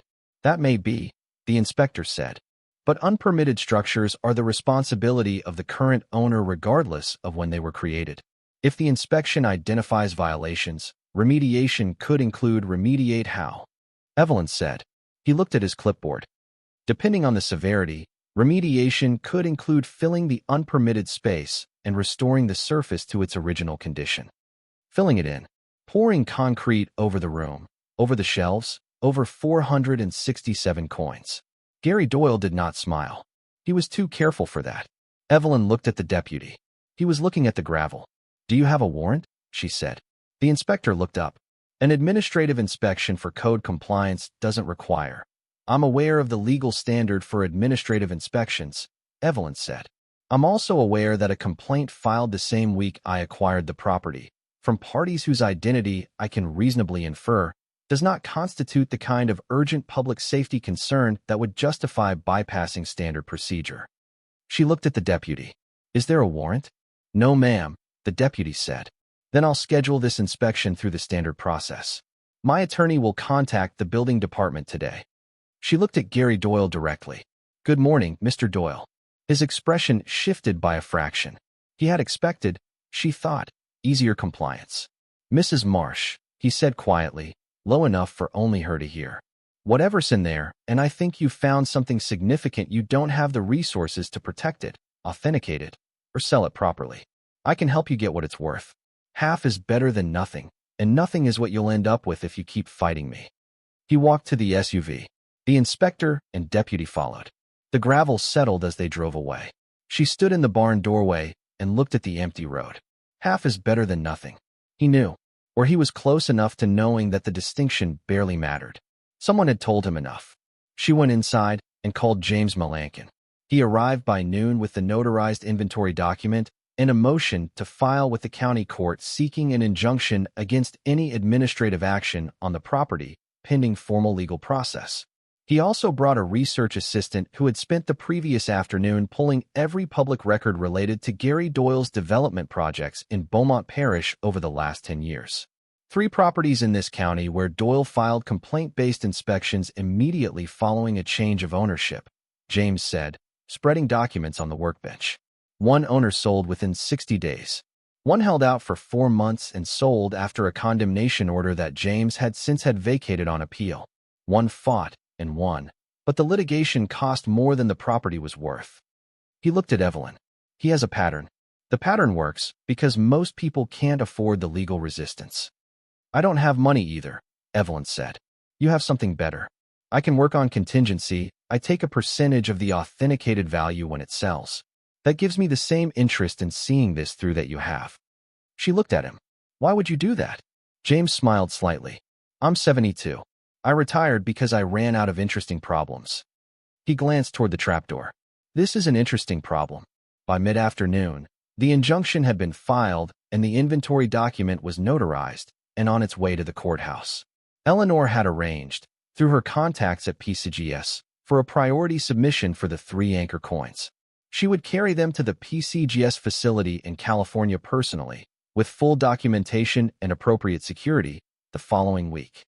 Evelyn photographed every coin in the main collection, each tray, each slab, each label, creating a digital record that existed in 3 cloud backups and on a drive James kept in his office safe. It took the better part of 2 days. When it was finished, she had 1,700 photographs and the beginning of something she recognized as certainty, even though the numbers were not yet confirmed, even though the authentication was weeks away. On the 3rd day after the inspector's visit, Gerald called. She had been expecting it, had not known exactly when, but had known it would come. She answered because she had spent 71 years answering her children's calls, and old habits outlasted the reasons that formed them. Mom, he said, I heard you're having some trouble with the barn property. Where did you hear that? A pause. People talk. I know people in the county. I thought I could help. She had wondered, sitting in the underground room reading his letters, how to handle this conversation. She had decided she would not perform anger, and she would not perform forgiveness. She would simply be accurate. Gerald, she said, I found your letters in Harlan Pruitt's filing cabinet. The ones your company sent 3 years ago. Silence. I understand why you were interested in the property, she said. I understand how development reconnaissance works. I don't fully understand the eviction notice, which arrived 6 weeks before a county auction you had reason to know was coming. I don't know if those 2 things are connected, and I'm not going to assume they are. She paused. But I want you to understand what's here. What was here when you sent those letters? What was here when you told someone at Doyle's firm to watch the probate filing? Mom, I'm not asking you to confess anything, she said. I'm telling you what I found. 467 authenticated coins in a climate-controlled room below this barn. 3 pieces among them that specialists are telling me may be worth more individually than either of us will earn in our entire lives combined. She let that sit. Whatever you intended 3 years ago doesn't change what's here now. This belongs to me, Gerald. Every bit of it. Another silence. When he spoke again, the professional smoothness was gone from his voice. Mom, I didn't know what was there. We flagged the property for the parcel size and the location. That's all. Doyle asked if I knew of anything coming available in that development corridor, and I mentioned he stopped. You mentioned the Pruitt property. I mentioned it might come available someday. I didn't know what was in it. I didn't know about you in the auction until Cheryl saw it on the county record. She believed him. Not entirely and not without reservation, but enough to say the next thing. Then here is what you are going to do, she said. You are going to tell Gary Doyle that this property is not for sale, that any further legal or administrative pressure will result in your testimony about the origin of his interest in this parcel. I suspect that testimony would be inconvenient for him. She paused. That's all I'm asking. The silence that followed was long. Okay, Gerald said. She didn't say thank you. She didn't say it was fine. She said, good night, Gerald, and ended the call. She sat in Dot's spare room in the November dark and looked at the wall for a long time. She was not made of stone. She had raised this man. She had bandaged his knees and taught him to drive, and sat up at night worrying over his mistakes the way mothers worried, which was to say completely and without proportion. Some of that was still there, underneath everything, the way love always was underneath the anger and the disappointment and the specific grief of finding your child's handwriting in a dead man's filing cabinet. She had made the only move available. She did not feel triumphant. She felt tired in the way that doing the necessary thing made you tired, because necessary and easy were rarely the same thing, and she had learned not to expect them to be. The following Tuesday, Gary Doyle withdrew his building department complaint. No announcement, no explanation. The county inspector's office sent a form letter confirming the complaint was closed. James Melankin texted her 2 words, "Complaint withdrawn." She called Creasy from the barn's gravel lot. Doyle pulled the complaint. "Who got to him?" "Someone with more leverage than I have," she said. "Doesn't matter. It's done." For the next month, Evelyn continued her grocery shifts, paid the weeks of room rent she owed, and spent 3 days a week at the barn, cleaning it. Not the deep restoration it eventually needed, but the beginning work sweeping the main floor, clearing debris from the loft stairs, stacking the fallen boards from the north section outside. She worked methodically, as she had always worked when the task was large and the time frame uncertain, not trying to finish it, just doing the next right thing. Creasy came by on Tuesdays. He brought coffee and occasionally his toolbox, and they worked on small repairs together: the main door hinges, a rotted sill plate, the loft stairs that needed 2 boards replaced. He worked with the deliberate care of a man who had spent his life understanding the value of things, and therefore understood the importance of not damaging them. One Tuesday afternoon, while they were replacing the sill plate, he said without preamble, "Harlan, the widow in Baton Rouge. The scent he bought from her for $1. He wrote about her," Evelyn said. "He felt bad about it his whole life." "I know. That's not a small thing. To carry something like that for 70 years. He held the board while she set the nail. He spent the rest of his collecting life trying to do business differently. She drove the nail straight. "He did," she said.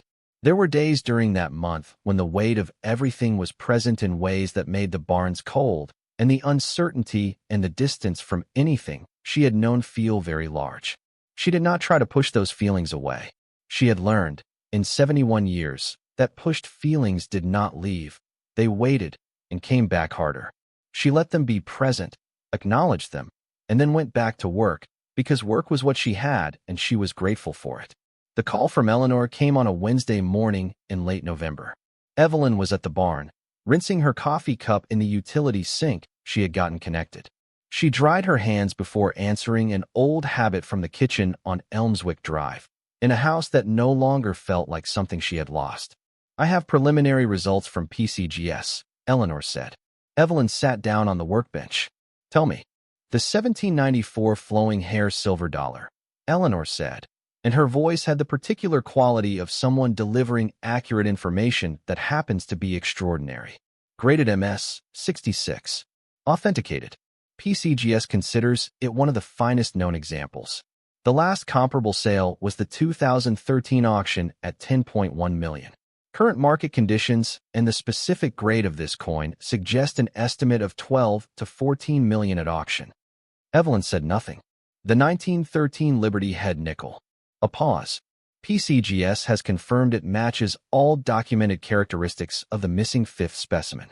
They have cross-referenced against every known photograph, against the documented provenance of the other 4 specimens, against the die alignment records held by the A&A Museum. They are confident in the authentication." Eleanor's voice remained steady. "The 2018 sale of the 4th specimen set a record at $4.5 million. The provenance of this coin, the missing 5th, 60 years of private custody, the full story of how it was found and preserved adds a premium that is difficult to quantify. PCGS will not offer a ceiling estimate. The auction house I've consulted suggests a floor of $6 million, 12 to 14 million on one coin, 6 million floor on a second, and the double eagle still to come." "The 1933 St. Gaudens double eagle," Eleanor said. "PCGS has authenticated it and, following consultation with legal counsel, has determined that this specific coin is identifiable as one of several that were lawfully converted from government ownership during the settlement of the original 1933 collector's estate. The legal situation is not identical to the 2002 sale, but sufficiently analogous that they are prepared to certify it for legitimate auction." Another pause. "Estimate, 9 to 11 million. Evelyn sat on the workbench in Harlan Pruitt's barn on County Road 14 and looked at the morning light coming through the gaps in the boards and did not try to add the numbers. She knew the range without calculating it. Somewhere between $27 and $31 million, from 3 coins that together weighed less than an ounce, that a man she had never met had hidden under the floor of a building she had bought for $50 because she had 30 in her pocket and in emergency 20 folded in the lining of her purse and nowhere else to go. She thought about the parking lot behind the library on Elmswick Drive, about sitting in the Buick in the dark, cold coming through the seals, $30 in her coat, 11 days until the Social Security check, nowhere to park that wouldn't draw attention. She thought about Dot's spare room and the first night she had slept in a locked room with a bed, and how much that simple thing had cost her in the currency of pride, and how much less the pride seemed worth now. She thought about Gerald, the relief on his face, the maple tree going orange at the edges. She did not feel triumphant.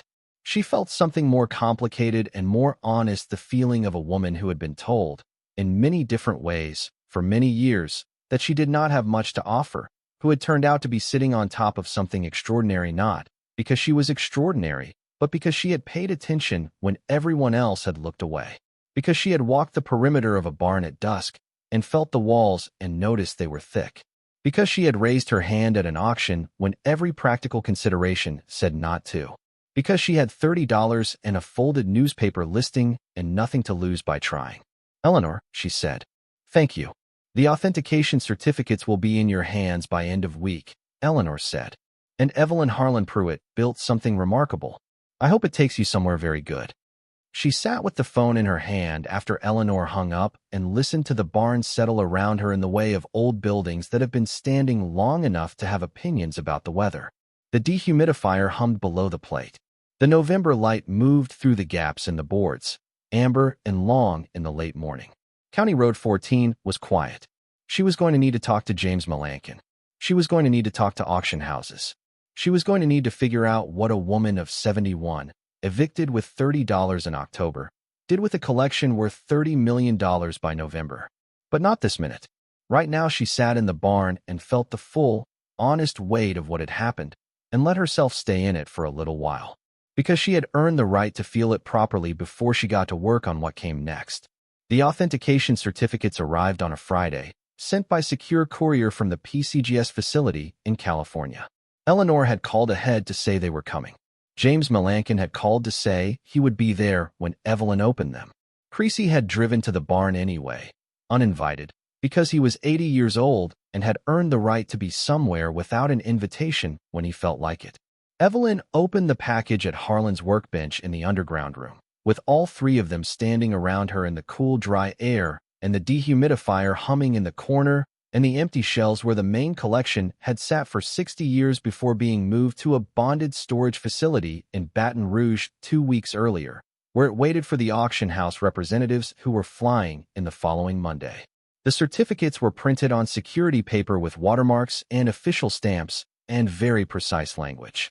She read each one slowly, all the way through, even the sections that were dense with technical grading terminology and authentication methodology and cross-reference documentation. She had waited long enough. She was going to read every word. When she finished the last one, she set it on the table. "Well," Creasy said, which was the third time he had said it in this room, and which had become, by now, a kind of private language between them, a word that meant the world is larger than we expected, and we were right to keep looking. If you're enjoying this story so far, don't forget to hit the like button and subscribe.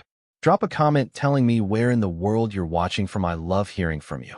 James Melanchon took the certificates and read them with the professional care of a man who had spent his career in rooms where documents determined outcomes. He read without expression, which was itself an expression for people who knew him. When he finished, he said, "These are clean, unambiguous.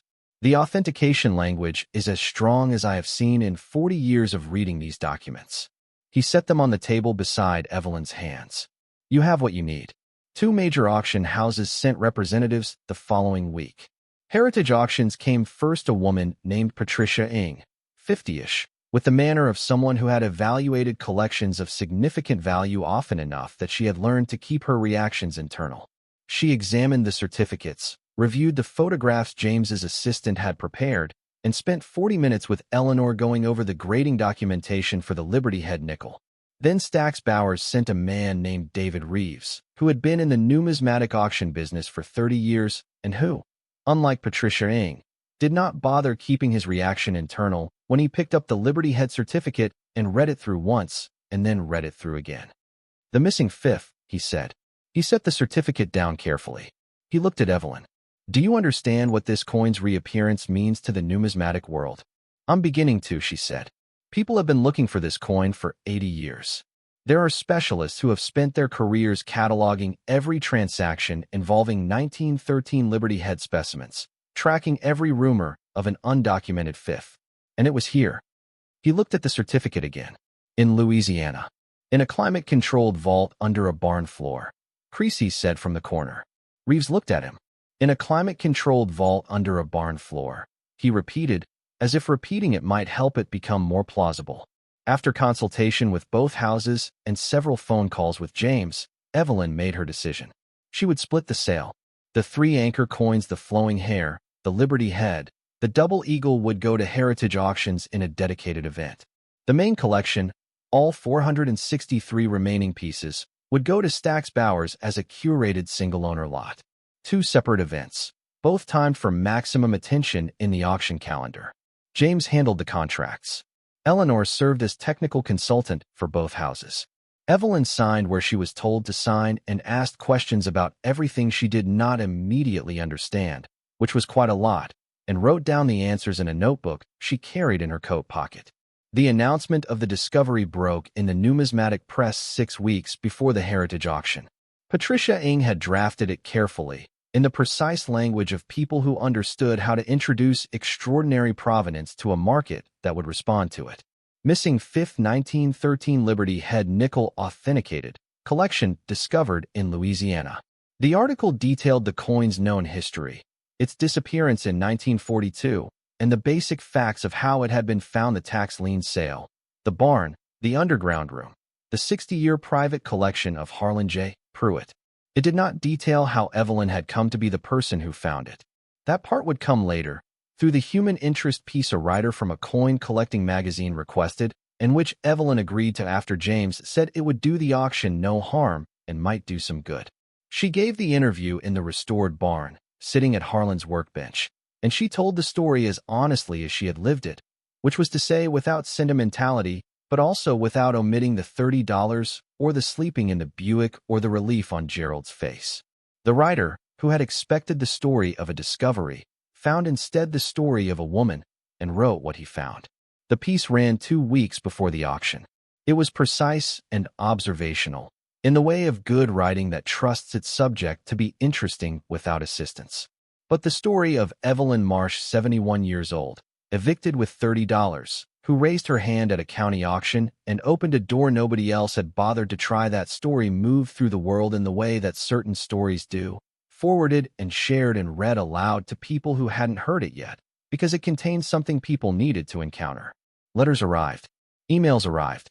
Strangers wrote to say their grandmother had cried, or that they had read it 3 times, or that something about it had made them decide to try something they had been putting off. She read each one. She could not answer all of them, but she read them.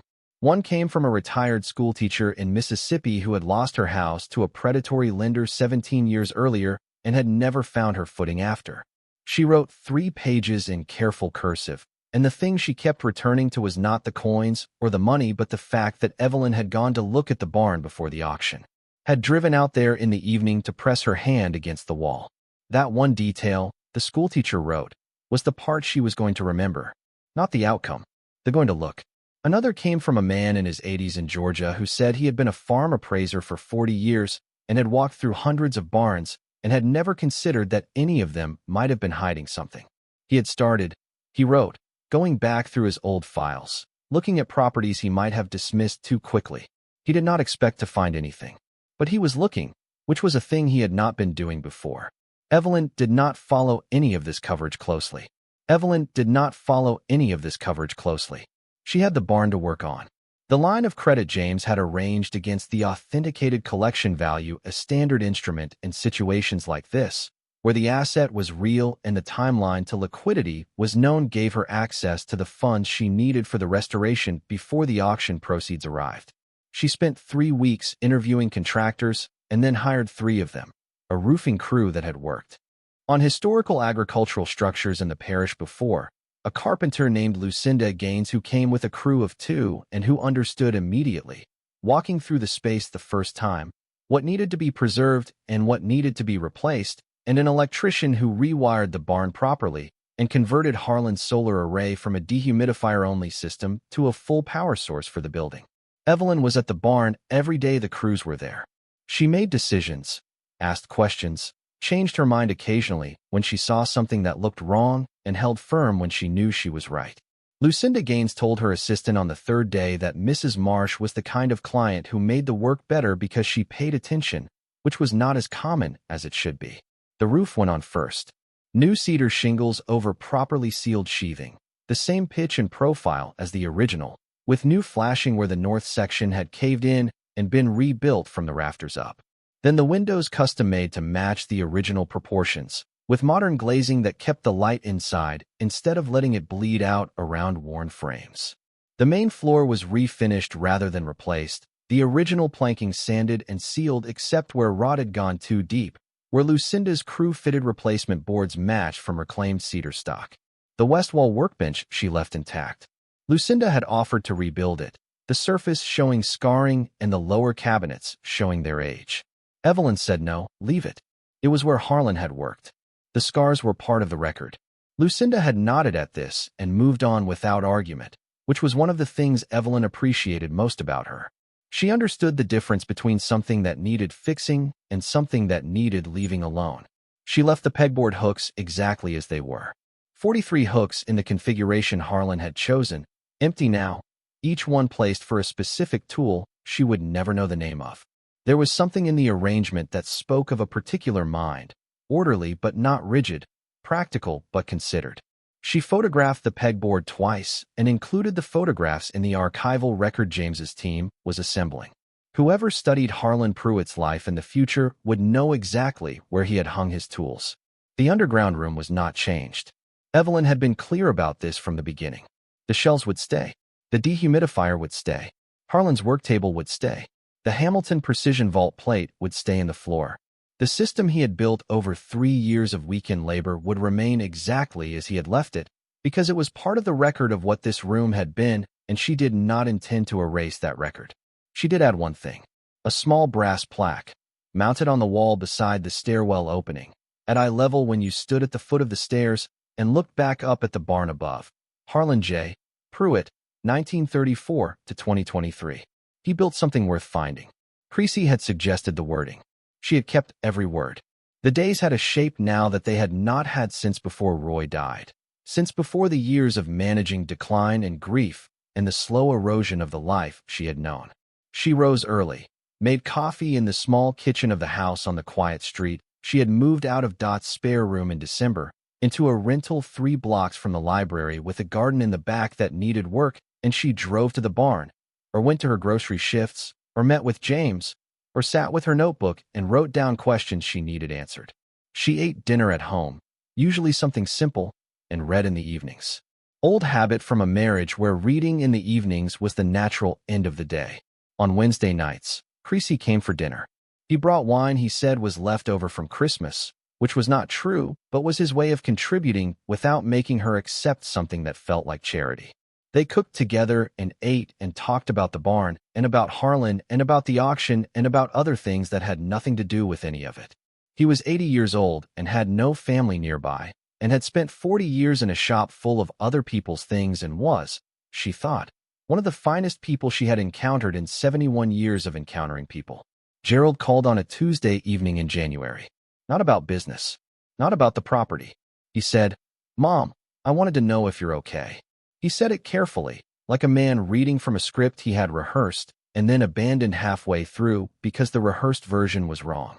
She was sitting in her kitchen with a cup of tea and the notebook, the window showing the dark back garden. "I'm okay," she said. "I'm better than okay, actually." A pause. "I heard about the coins. The auction announcement." Another pause. "It's all over the internet." "So I'm told." "That coin. The nickel." He stopped. Started again. "Mom, I don't have words for it." "You don't need to have words for it, Gerald." "I do, though." He stopped again, working out what he actually meant to say underneath the thing he kept almost saying. "I didn't think about what I was doing when I mentioned that property to Doyle's people. I didn't think about you. I was thinking about the deal and the corridor and the numbers, and you weren't in the calculation at all." He stopped again. "That's wrong. I want you to know I know that." She had thought about what to say to this before it arrived, in the way she thought about most things now in advance, with patience.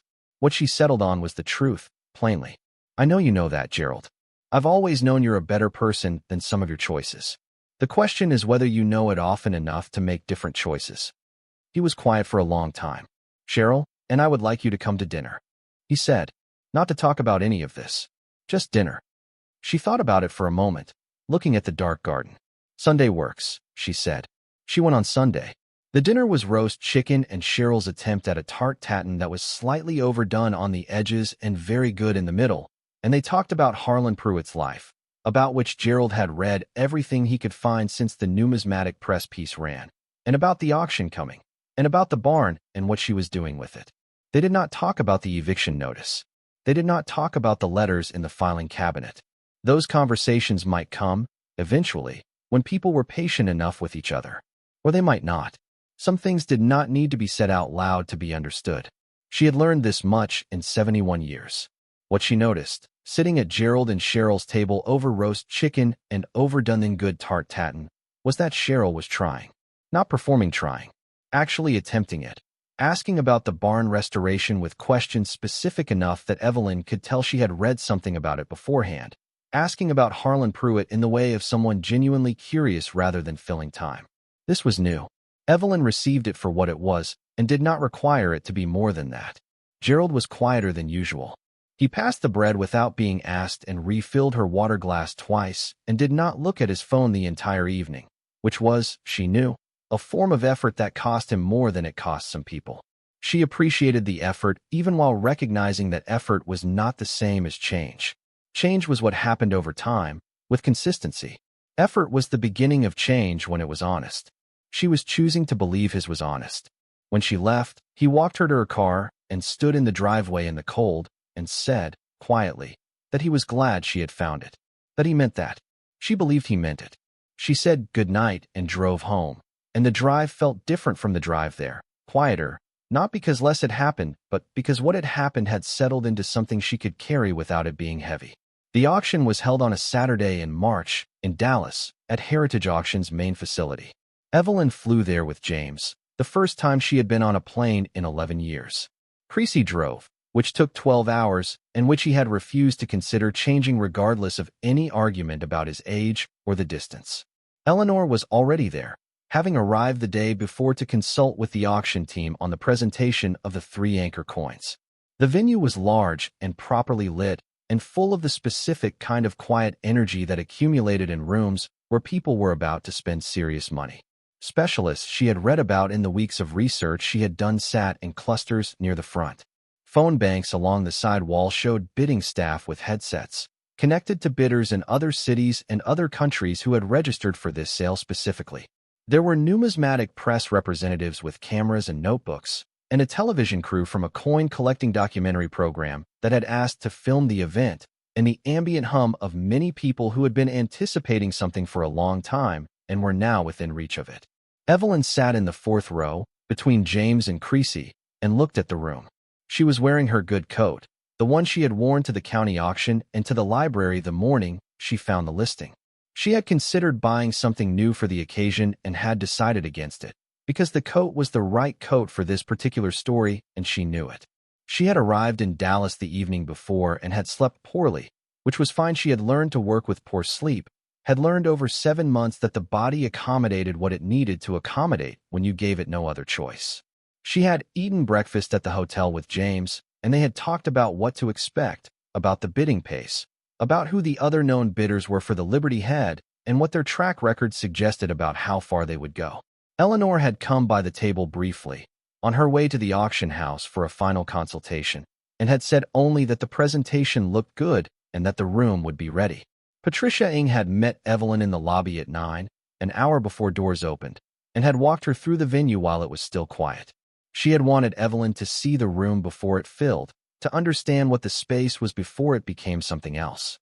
The Liberty Head nickel was in its display case at the front, lit from below and above with the careful precision of people who understood that the presentation of an object of this significance was itself a form of argument. Here is what this is, the lighting said, and it deserves to be seen properly. Evelyn had stood in front of the case for several minutes, looking at a nickel behind glass in a room that held nothing else yet, and had felt the full weight of the distance between a tobacco tin in Louisiana in 1952 and this room in Dallas in this year. She had walked back to her seat in the fourth row and sat down and waited for the room to fill around her. The Stax Bowers sale of the main collection had taken place the previous weekend in a separate event in New York, which Evelyn had not attended. James had been there with Eleanor. The final total for the 463 pieces had come in at $1.3 million above the high estimate, because several key dates had generated bidding competition from institutional buyers who had been waiting for exactly this kind of fresh-to-market, exceptional condition material. James had called her from New York at 11 at night, and she had answered from the garden of the house on the quiet street, standing in the dark in her coat, and he had read her the numbers lot by lot in his patient, careful voice. She had sat down on the garden bench and listened to all of it. Now the heritage sale was beginning with the ancillary lots pieces from other consignors combined with Harlan's collection to make a full auction event. Evelyn watched these move through the room. She watched the bidders, the phone staff, the auctioneer who worked at a pace that was both faster than she had expected and more deliberate than it appeared. She watched the way bids built on each other, the rhythm of it, the pause before a final number that meant somebody had decided they were done. She was trying to learn the room before the room became what she had come for. Then the quality of attention in the room shifted. Not dramatically, not with any announcement, but perceptibly, the way attention shifts in a theater when the thing everyone has been waiting for finally begins. The auctioneer introduced the first of Harlan's anchor coins, the 1794 flowing hair silver dollar. He described the coin in the language of the catalog graded MS 66. One of the finest known examples, fresh to market, from a 60-year Louisiana private collection, authenticated by PCGS. He mentioned the provenance story briefly, because Patricia Ng had advised that in these cases brevity served the moment better than elaboration. The opening bid was $8 million. It closed 11 minutes later at $13.4 million. A museum consortium from the East Coast, bidding through their representative on the phone bank. The hammer came down, and the room exhaled, which was not exactly applause but contained the same energy. People turned to each other. James made a note in his book. Creasy, beside her, sat very still with his hands folded in his lap. Evelyn held her notebook. She had not written anything in it. She was watching. The auctioneer moved through two other lots.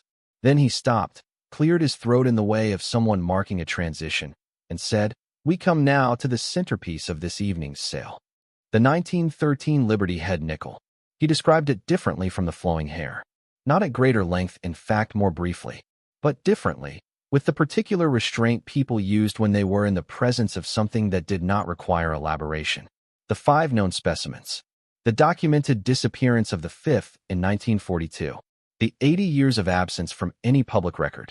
The discovery in the climate-controlled vault of a private collector in Beaumont, Louisiana, by a woman who had paid $50 for the barn above it. He said that last part without editorializing. He simply said it, and the room received it, and there was a beat of silence that was its own kind of comment. The opening bid was $5 million. For the first 3 minutes, the bidding was in the room's specialists and collectors who had been waiting for this coin for years, some for decades, advancing the number in $250,000 increments with the focused determination of people who had thought carefully about what they were prepared to spend and were now spending it. The phone bidders joined at $8 million. At $12 million, the room thinned to 3 active bidders. 2 in the room, 1 by phone. The in-room bidders were a specialist from Chicago who had written the definitive academic paper on the 5 Liberty Head specimens and a collector from California who had reportedly been searching for the 5th for 15 years.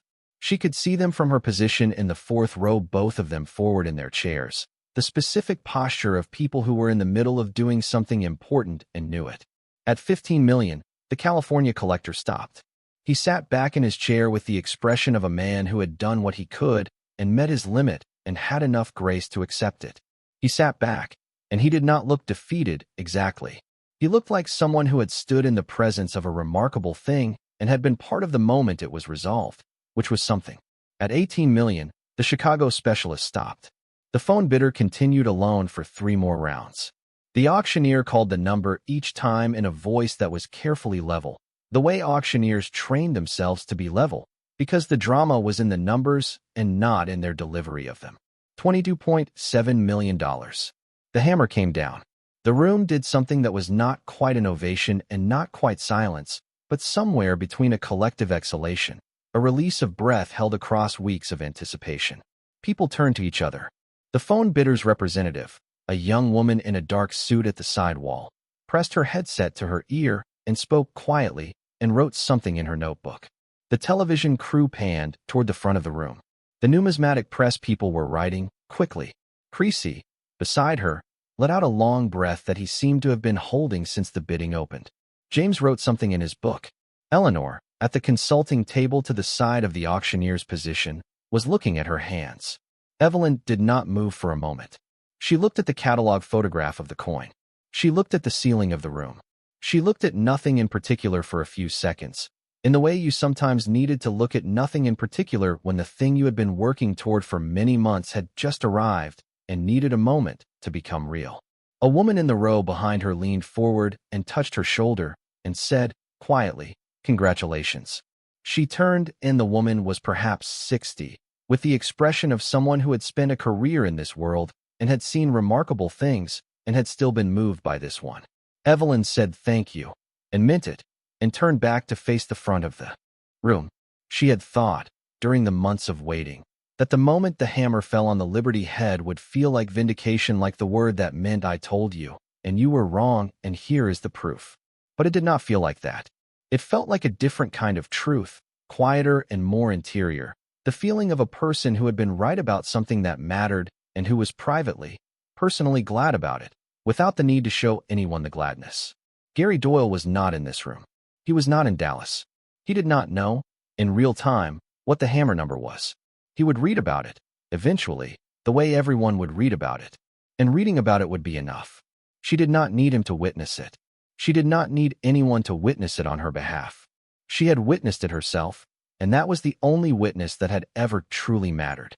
Evelyn sat in the fourth row and looked at the catalog in her hands, which showed a full-page photograph of the coin, and thought about a 17-year-old boy in Louisiana in 1952, sorting through 12 silver dollars in a tobacco tin, deciding that he understood coins better than he understood grief, and beginning 60 years from that tobacco tin to the vault below a barn floor.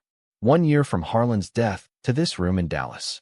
71 years of Evelyn Marsh's life, ending in a county auction parking lot with $30 and a folded newspaper listing, and the particular stubbornness of a woman who had never quite accepted that looking away was the appropriate response to something worth looking at. The Double Eagle sold at $9.8 million to an American museum whose director had flown in from Washington specifically for this lot. Total for the 3 anchor coins, $46 million, before fees. Added to the Stacksbauer's result, $47.3 million.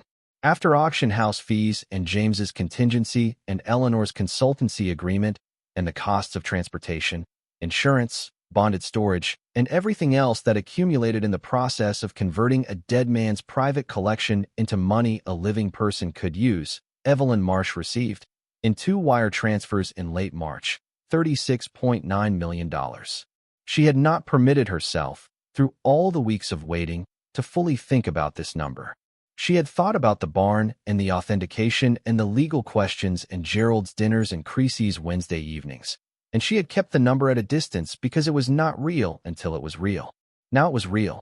She sat in the kitchen of the house on the quiet street and looked at her bank account on her phone, and she understood that the situation required a quality of thought she did not have immediately available, which was why James had built a 10-day cooling-off period into her planning, a period in which she was not to make any significant decisions, was to sleep properly and eat properly and take the walk she had been taking in the evenings along the street toward the library and back. She walked 3 times that day. The garden in the back showed the first green of March. She stood in it for a while in the afternoon light and thought about Roy, who had died not knowing this was coming. She felt his absence in the particular way she always felt it, not as a wound, not anymore, but as a presence-shaped absence, a space in the world that had been occupied and was now empty and remained defined by what had been there. She thought he would have found Harlan Pruitt admirable. Roy had admired patience in people, the long kind, the kind that didn't announce itself. If you're hooked on this story, make sure to subscribe and turn on notifications so you never miss an upload. Your support means everything and helps me bring you more emotional stories like this one. The 10 days ended on a Wednesday. Creasy came for dinner first, and she told him the full number, which she had not said aloud to anyone yet. And he put his wine glass down and looked at her for a long moment and said, "Good," which was the right response, and she was glad it was the one he had. The following morning, she sat down with James and her notebook and went through the list. The first item was the house on Elmswick Drive. She had thought about this for a long time, had turned it over from many angles, and had come to a conclusion she understood might seem strange to people who did not understand why she had come to it. She was going to buy the house from Gerald. Full market value. No negotiation, no reduction, no meaningful pause while he considered whether to accept. She was going to make an offer at market value and complete the purchase as a standard transaction between two parties who each got what the exchange was worth to them. James had tilted his head when she explained this. "You could let him keep it. I know. Or you could make him a gift of the difference. I know that too. What is it you actually want from this transaction?" She had thought about her answer before she came. "I want to close the chapter. I want the house to be something I chose to buy and something I chose to sell, not something that was taken from me and something that I reclaimed. The difference between those two stories matters to me." James had nodded. He understood stories. She bought the house from Gerald at market value $312,000, which was what the comparable sales in the neighborhood supported, and which Gerald accepted with the careful dignity of a man who understood that what he was receiving was more than the money. Then she called a young couple whose situation she had learned about through two teachers, married 3 years, unable to afford the neighborhood they wanted to raise a family in, and she sold them the house at $12,000 below market value, which was enough to make the mortgage work, and which was a decision she made not because she felt she owed them anything, but because she had the ability to make something possible, and she preferred a world where she exercised that ability when she had it. Gerald called her the evening after the sale closed. He said, "You didn't have to do it this way." "I know," she said. "I wanted to. The people you sold it to, they have a baby coming?" "August," she said. A pause. A long one. "Okay," Gerald said. That was all he said. It was enough. The second item was the barn. The restoration was nearly complete by the time the auction proceeds settled. Lucinda Gaines's crew had finished the interior in February. The roof had been done since January. What remained was the exterior stone cleaning and repointing, which a specialist team completed over 3 weeks in March, revealing the original limestone beneath decades of weather and grime pale gold in the morning light, warm and solid, the color of something that had been built to last and had. She had the property landscaped along the drive and around the foundation, but kept the 3 acres of pasture as pasture, which was what it was and what it should remain. The underground room she left exactly as she had said she would. Empty shelves, Harlan's work table, the dehumidifier running, the plaque on the wall. She left the main collection shelves labeled in Harlan's handwriting, the small paper tags still identifying where each category had sat, because those tags were part of the record, and the record was worth keeping. She established the Harlan Pruitt Numismatic Scholarship through the Beaumont Parish Community College, endowed at $500,000, generating $20,000 a year for students in trade and technical programs. Not art history, not business. Trade and technical. The kind of education that taught people to make things with their hands and their minds, the way Harlan had made things. The scholarship committee, which she chaired, had specific selection criteria, demonstrated financial need, enrollment in a technical or trade field, and a short essay about something the applicant had learned to do with their hands. Not why they wanted the money, what they had learned to make. The first scholarship recipient was a 22-year-old named Deshaun Carter who was studying HVAC systems and who had written about learning to solder copper pipe from a YouTube video because he could not afford to hire someone to fix his mother's heating system and had decided the problem was better solved by understanding it than by waiting for someone else to resolve it. Evelyn read his essay 3 times before passing it to the committee. She had called Deshaun Carter to tell him he had received the scholarship. He had said nothing for a long moment, and then he had said, "Is this a real call?" And she had said it was. And he had said, "Okay." And there was a sound in that single word that she recognized from the inside. The sound of someone who had been planning for the possibility that things would not work out and was now having to revise that plan, quickly, in real time, and was not quite finished revising it yet. She had told him about Harlan Pruitt. Not the full story that would come later, in the scholarship materials she was assembling, but the shape of it. A man who started with $12 silver and a particular kind of patience, who learned everything he knew from reading and from making mistakes, and from writing the mistakes down as carefully as the successes, who built something with his hands that was still doing good work 60 years after he started it. Deshawn Carter had listened and said, "And he never told anybody about it?" And she had said, "Not a soul." And he had said, "That's kind of wild." And she had said, "It is, isn't it?" She also bought the house on the quiet street outright, which gave her a garden she could plant properly for the first time. She ordered peonies and a climbing rose for the fence and 4 varieties of tomatoes. She dug the beds herself, which was harder at 71 than she would have liked and more satisfying than she had expected. She had Lucinda Gaines convert the detached garage behind the house into a proper workshop. Good workbench, proper lighting, storage for tools, ventilation. She had decided, at some point in the winter that she could not quite pinpoint, that she was going to learn woodworking. Roy had worked with wood in the basement of the house on Elmswick Drive for 30 years, not as a hobby, but as the practical expression of a man who believed that broken things should be fixed and you should be able to fix them yourself. She had watched him at it. She knew where to start. She bought chisels in March. She made her first practice cuts on a piece of pine, and they were poor cuts, imprecise and hesitant, and she made them again until they were better, which was how these things went when you were patient with yourself and paid attention to what you were doing wrong. Gary Doyle's situation resolved itself through a process that moved more slowly than the auction but arrived at a definitive enough result. The state attorney's office investigation, prompted by James Malankin's formal complaint about the pattern of complaint-based inspections, found what James had expected. A consistent mechanism by which Doyle's firm had used the county building department as a tool of acquisition pressure, filing complaints immediately following title transfers on properties his company had targeted, creating code concerns that most new owners lacked the resources to challenge. 3 confirmed instances in Beaumont Parish. 2 more flagged in the adjacent county. The investigation ran through spring and settled in early summer with a consent agreement. No criminal charges. The pattern had been sophisticated enough to keep the line between aggressive and illegal blurry enough for lawyers to argue about, but significant. Financial penalties and a formal bar on submitting code complaints on properties in which Doyle's company had a documented acquisition interest. The press coverage was not front page, but was present and specific and included enough detail that people in the county who had been through similar processes recognized their own experiences in the description. Doyle did not comment publicly. His development projects were restructured under subsidiary structures that made his personal involvement less visible. He was not gone from the county or from development, but he was smaller, and the smallness was its own kind of consequence. James Malankin used a portion of his contingency fee to endow a small bursary at the parish legal aid clinic for property owners facing administrative pressure from developers. He did not announce this publicly. Evelyn found out through Creasy, who found out through Dot, who found out through someone at the clinic who could not resist telling the story. She called James when she heard. He said it was a tax matter and she should not read into it. She did not argue, but she brought an extra bottle of wine to Creasy's next Wednesday dinner and told the story, and James, who had also been invited and was there, pretended to be annoyed until he wasn't.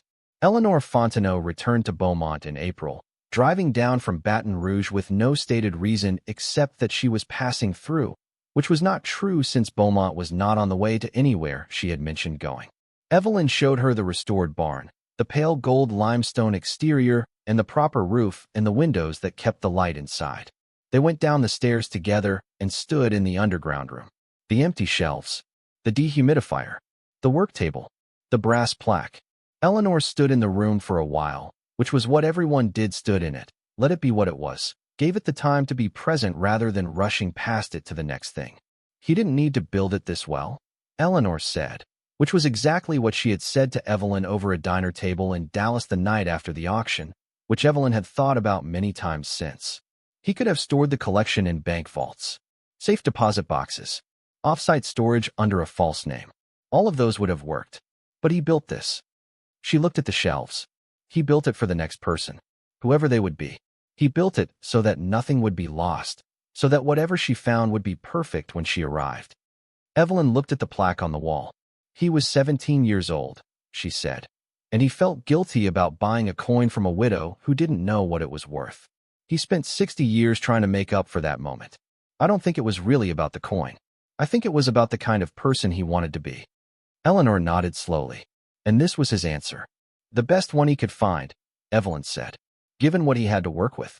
They drove to a diner in town afterward and ate pie and talked about other things. Eleanor's daughter, who was getting married in June, a collection Eleanor was consulting on in New Orleans, the Deshaun Carter Scholarship essay, which Evelyn had shared with her. At the counter, when they were paying, the young man at the register looked at Evelyn and said, "Are you the barn lady? From the article?" She looked at him. He was maybe 20, with the open expression of someone young enough to still be surprised by things. "I suppose I am," she said. "That is so cool," he said, with a directness entirely without guile. "My grandma sent me the article." She cried. Why did she cry? He thought about it for a moment. She said it was about not giving up, and about things being worth more than they look. He paused. She's had a hard year. Evelyn paid for both checks. She and Eleanor walked to the parking lot in the April afternoon and did not say anything for a moment, because there was nothing to add to that. One letter arrived, among all the others, that she read more than once. It was from a woman in Ohio who said she believed she may have been related to the coin dealer who had originally owned the Liberty Head nickel in the 1940s, not a close enough relationship to have any claim, the woman was careful to say, and she understood clearly that the authentication and provenance were established beyond dispute. She wrote not to claim anything, but simply to say, "My family spent years wondering what happened to that coin. My great-uncle was the dealer. He sold it privately in 1941 to a collector he trusted, and then it vanished, and none of us ever knew where it went. I'm glad it went somewhere.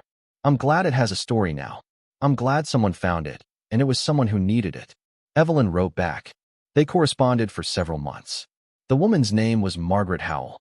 She was 67 and had grandchildren and had never thought much about coins, but she thought about the story her great-uncle had told about the piece he called the ghost nickel, because nobody was supposed to know it existed, and yet there it had been. Some things disappeared, Evelyn wrote in one letter, and some things waited. The difference was whether someone was looking. Margaret wrote back, "I think some things choose who finds them. I don't know how, but I believe it." Evelyn did not entirely believe this, being a practical woman by disposition and by the long education of her life. But she did not entirely disbelieve it either. She had, after all, been the person who pressed her hand against a barn wall in the dark and stayed long enough to feel that it was thicker than it needed to be. She had done that particular thing, and she could not fully explain, even to herself, exactly why she had. April moved into May. The barn settled into its restored existence on County Road 14, solid and well-lit and properly roofed, looking like what it was now rather than what it had appeared to be. Evelyn went there 3 or 4 times a week, sometimes to check on the ongoing landscaping work, sometimes to sit in the underground room for a while, sometimes simply because she had come to think of the barn as a place that needed occasional visiting, the way places that had held important things needed to be returned to occasionally, so they did not forget they had been important. She had taken the Lincoln cent, the beginning of everything, the coin he had been ashamed of buying from the widow in Baton Rouge, and had kept for 70 years, and had built 60 years of right behavior around, and she had donated it to the Numismatic Museum at the ANA. Not sold it, given it, with a note about its provenance, and about the widow, and about a 17-year-old boy who had learned the wrong lesson from the right coin and spent the rest of his life turning it into the right one. The museum had accepted it with a letter that used the word extraordinary 6 times and the word grateful once, which she thought was probably the most important word in the letter. On a morning in early May, she drove out to the barn alone. The spring morning was the kind that arrived without any ambiguity about itself, warm, clear, the quality of light that came from a sky that had finally decided to mean it. The fields on County Road 14 were green at the edges, the first real green of the year, coming in at the margins of things the way new growth always came, tentatively at first, and then all at once. She unlocked the barn doors and went inside.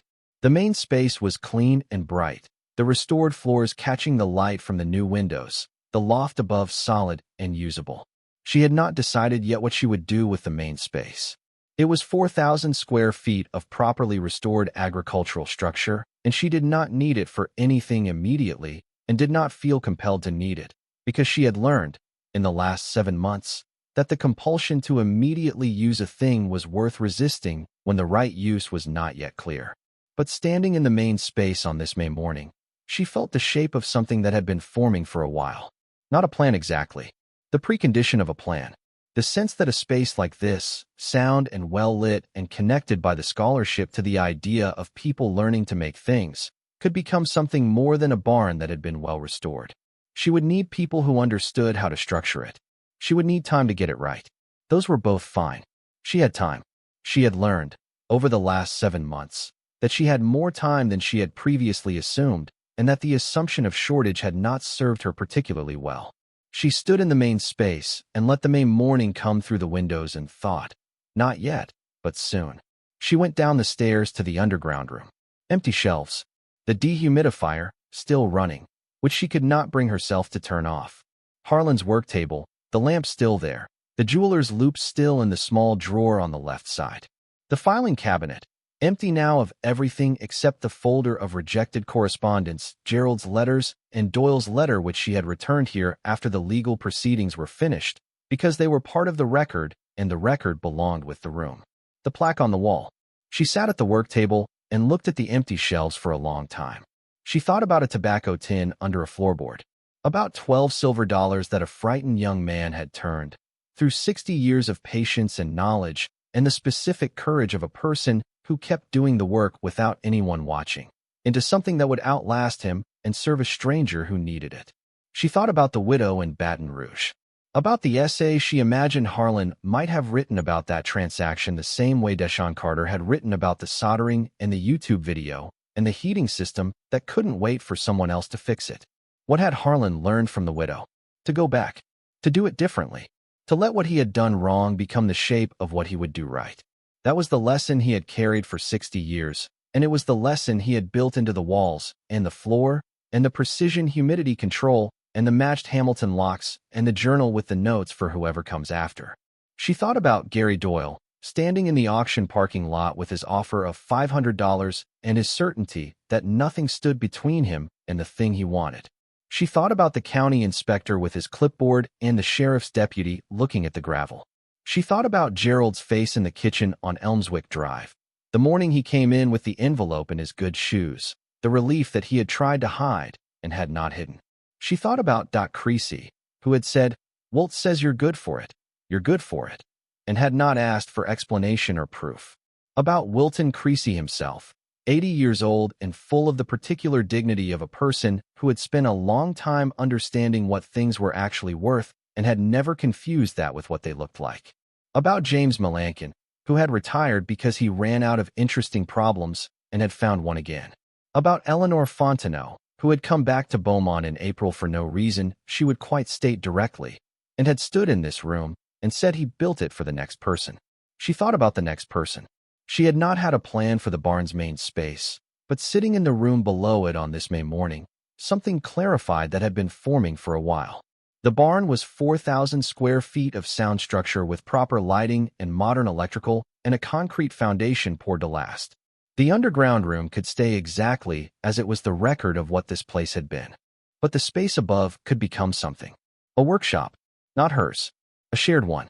Space for tradespeople and craftspeople and the makers of things to work, to teach, to learn. Something connected to the scholarship, a physical space for the kind of education the scholarship supported, a place where hands and tools and materials came together. She would need to think about how to structure it. She would need help from people who understood how these things worked.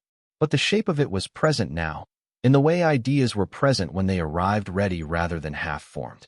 She sat in the room until she felt she had been there long enough.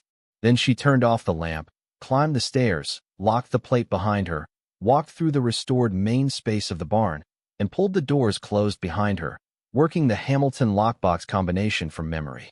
Outside, the May morning was everything she would have asked of it if she had been asked.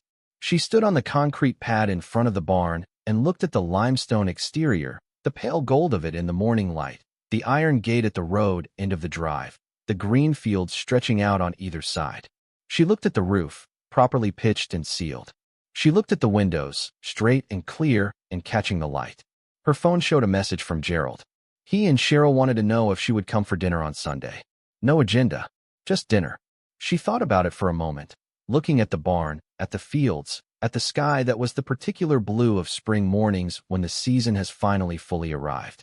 She typed back, "Yes, Sunday works." She drove toward Beaumont, toward the house on the quiet street, toward the garden with the peonies coming in and the tomatoes in their beds, and the climbing rose just beginning to find the fence. Toward the workshop in the garage where the second small wooden box sat on the bench, the joints a little tighter than the first one, the proportions a little truer. Harlan Pruitt had spent 60 years building something in the dark.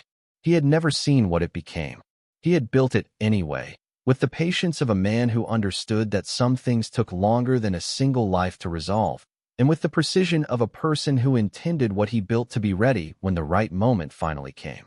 Evelyn Marsh had walked into a county auction parking lot with $30 and a newspaper listing and the particular stubbornness of a woman who had decided, in a quiet and practical way, that looking away was not the appropriate response to something worth looking at. She had pressed her hand against a wall and felt that it was thicker than it needed to be. She had stayed long enough to understand what that meant. The barn had been waiting, exactly as Harlan had built it to wait, for someone who needed it badly enough to really look. And the world, which did not tend to arrange itself according to what people deserved, but which occasionally allowed for the possibility that paying attention was its own form of deserving, had let her find it. Not because she was special, not because she had been chosen by anything larger than circumstance and nerve, but because she had been there, and she had noticed, and she had not stopped when stopping would have been easier. That was all. That was everything. She thought about the second small box on the bench in the workshop, about how the joints were tighter than the first ones, but still not right, still a hairline gap on the left side of the back panel where the wood had moved slightly as she was setting the pins, a mistake she understood now and would not make the same way again. She thought about making a third box after this one, and a fourth, and about where she would be by the time she made something she was genuinely satisfied with. Not perfect. She was past expecting perfect, but right, proportioned and tight and honest about what it was. She thought about Harlan's first journal entry, the tobacco tin, the 12 silver dollars, the coin shop in Baton Rouge where he traded the common ones for store credit and came away with a book about numismatics and the beginning of a plan he could not have seen the end of because nobody could see 60 years forward. He had just started. He had just done the next thing, and then the next thing, and then the next thing after that, for 60 years, until there were 467 things done and a room to hold them, and a journal to explain them, and a plaque on a wall that said he built something worth finding. That was how it was done. Not all at once. Not with a view of the ending. Just the next thing, done as well as you could do it, and then the thing after that. She had been doing this for 7 months.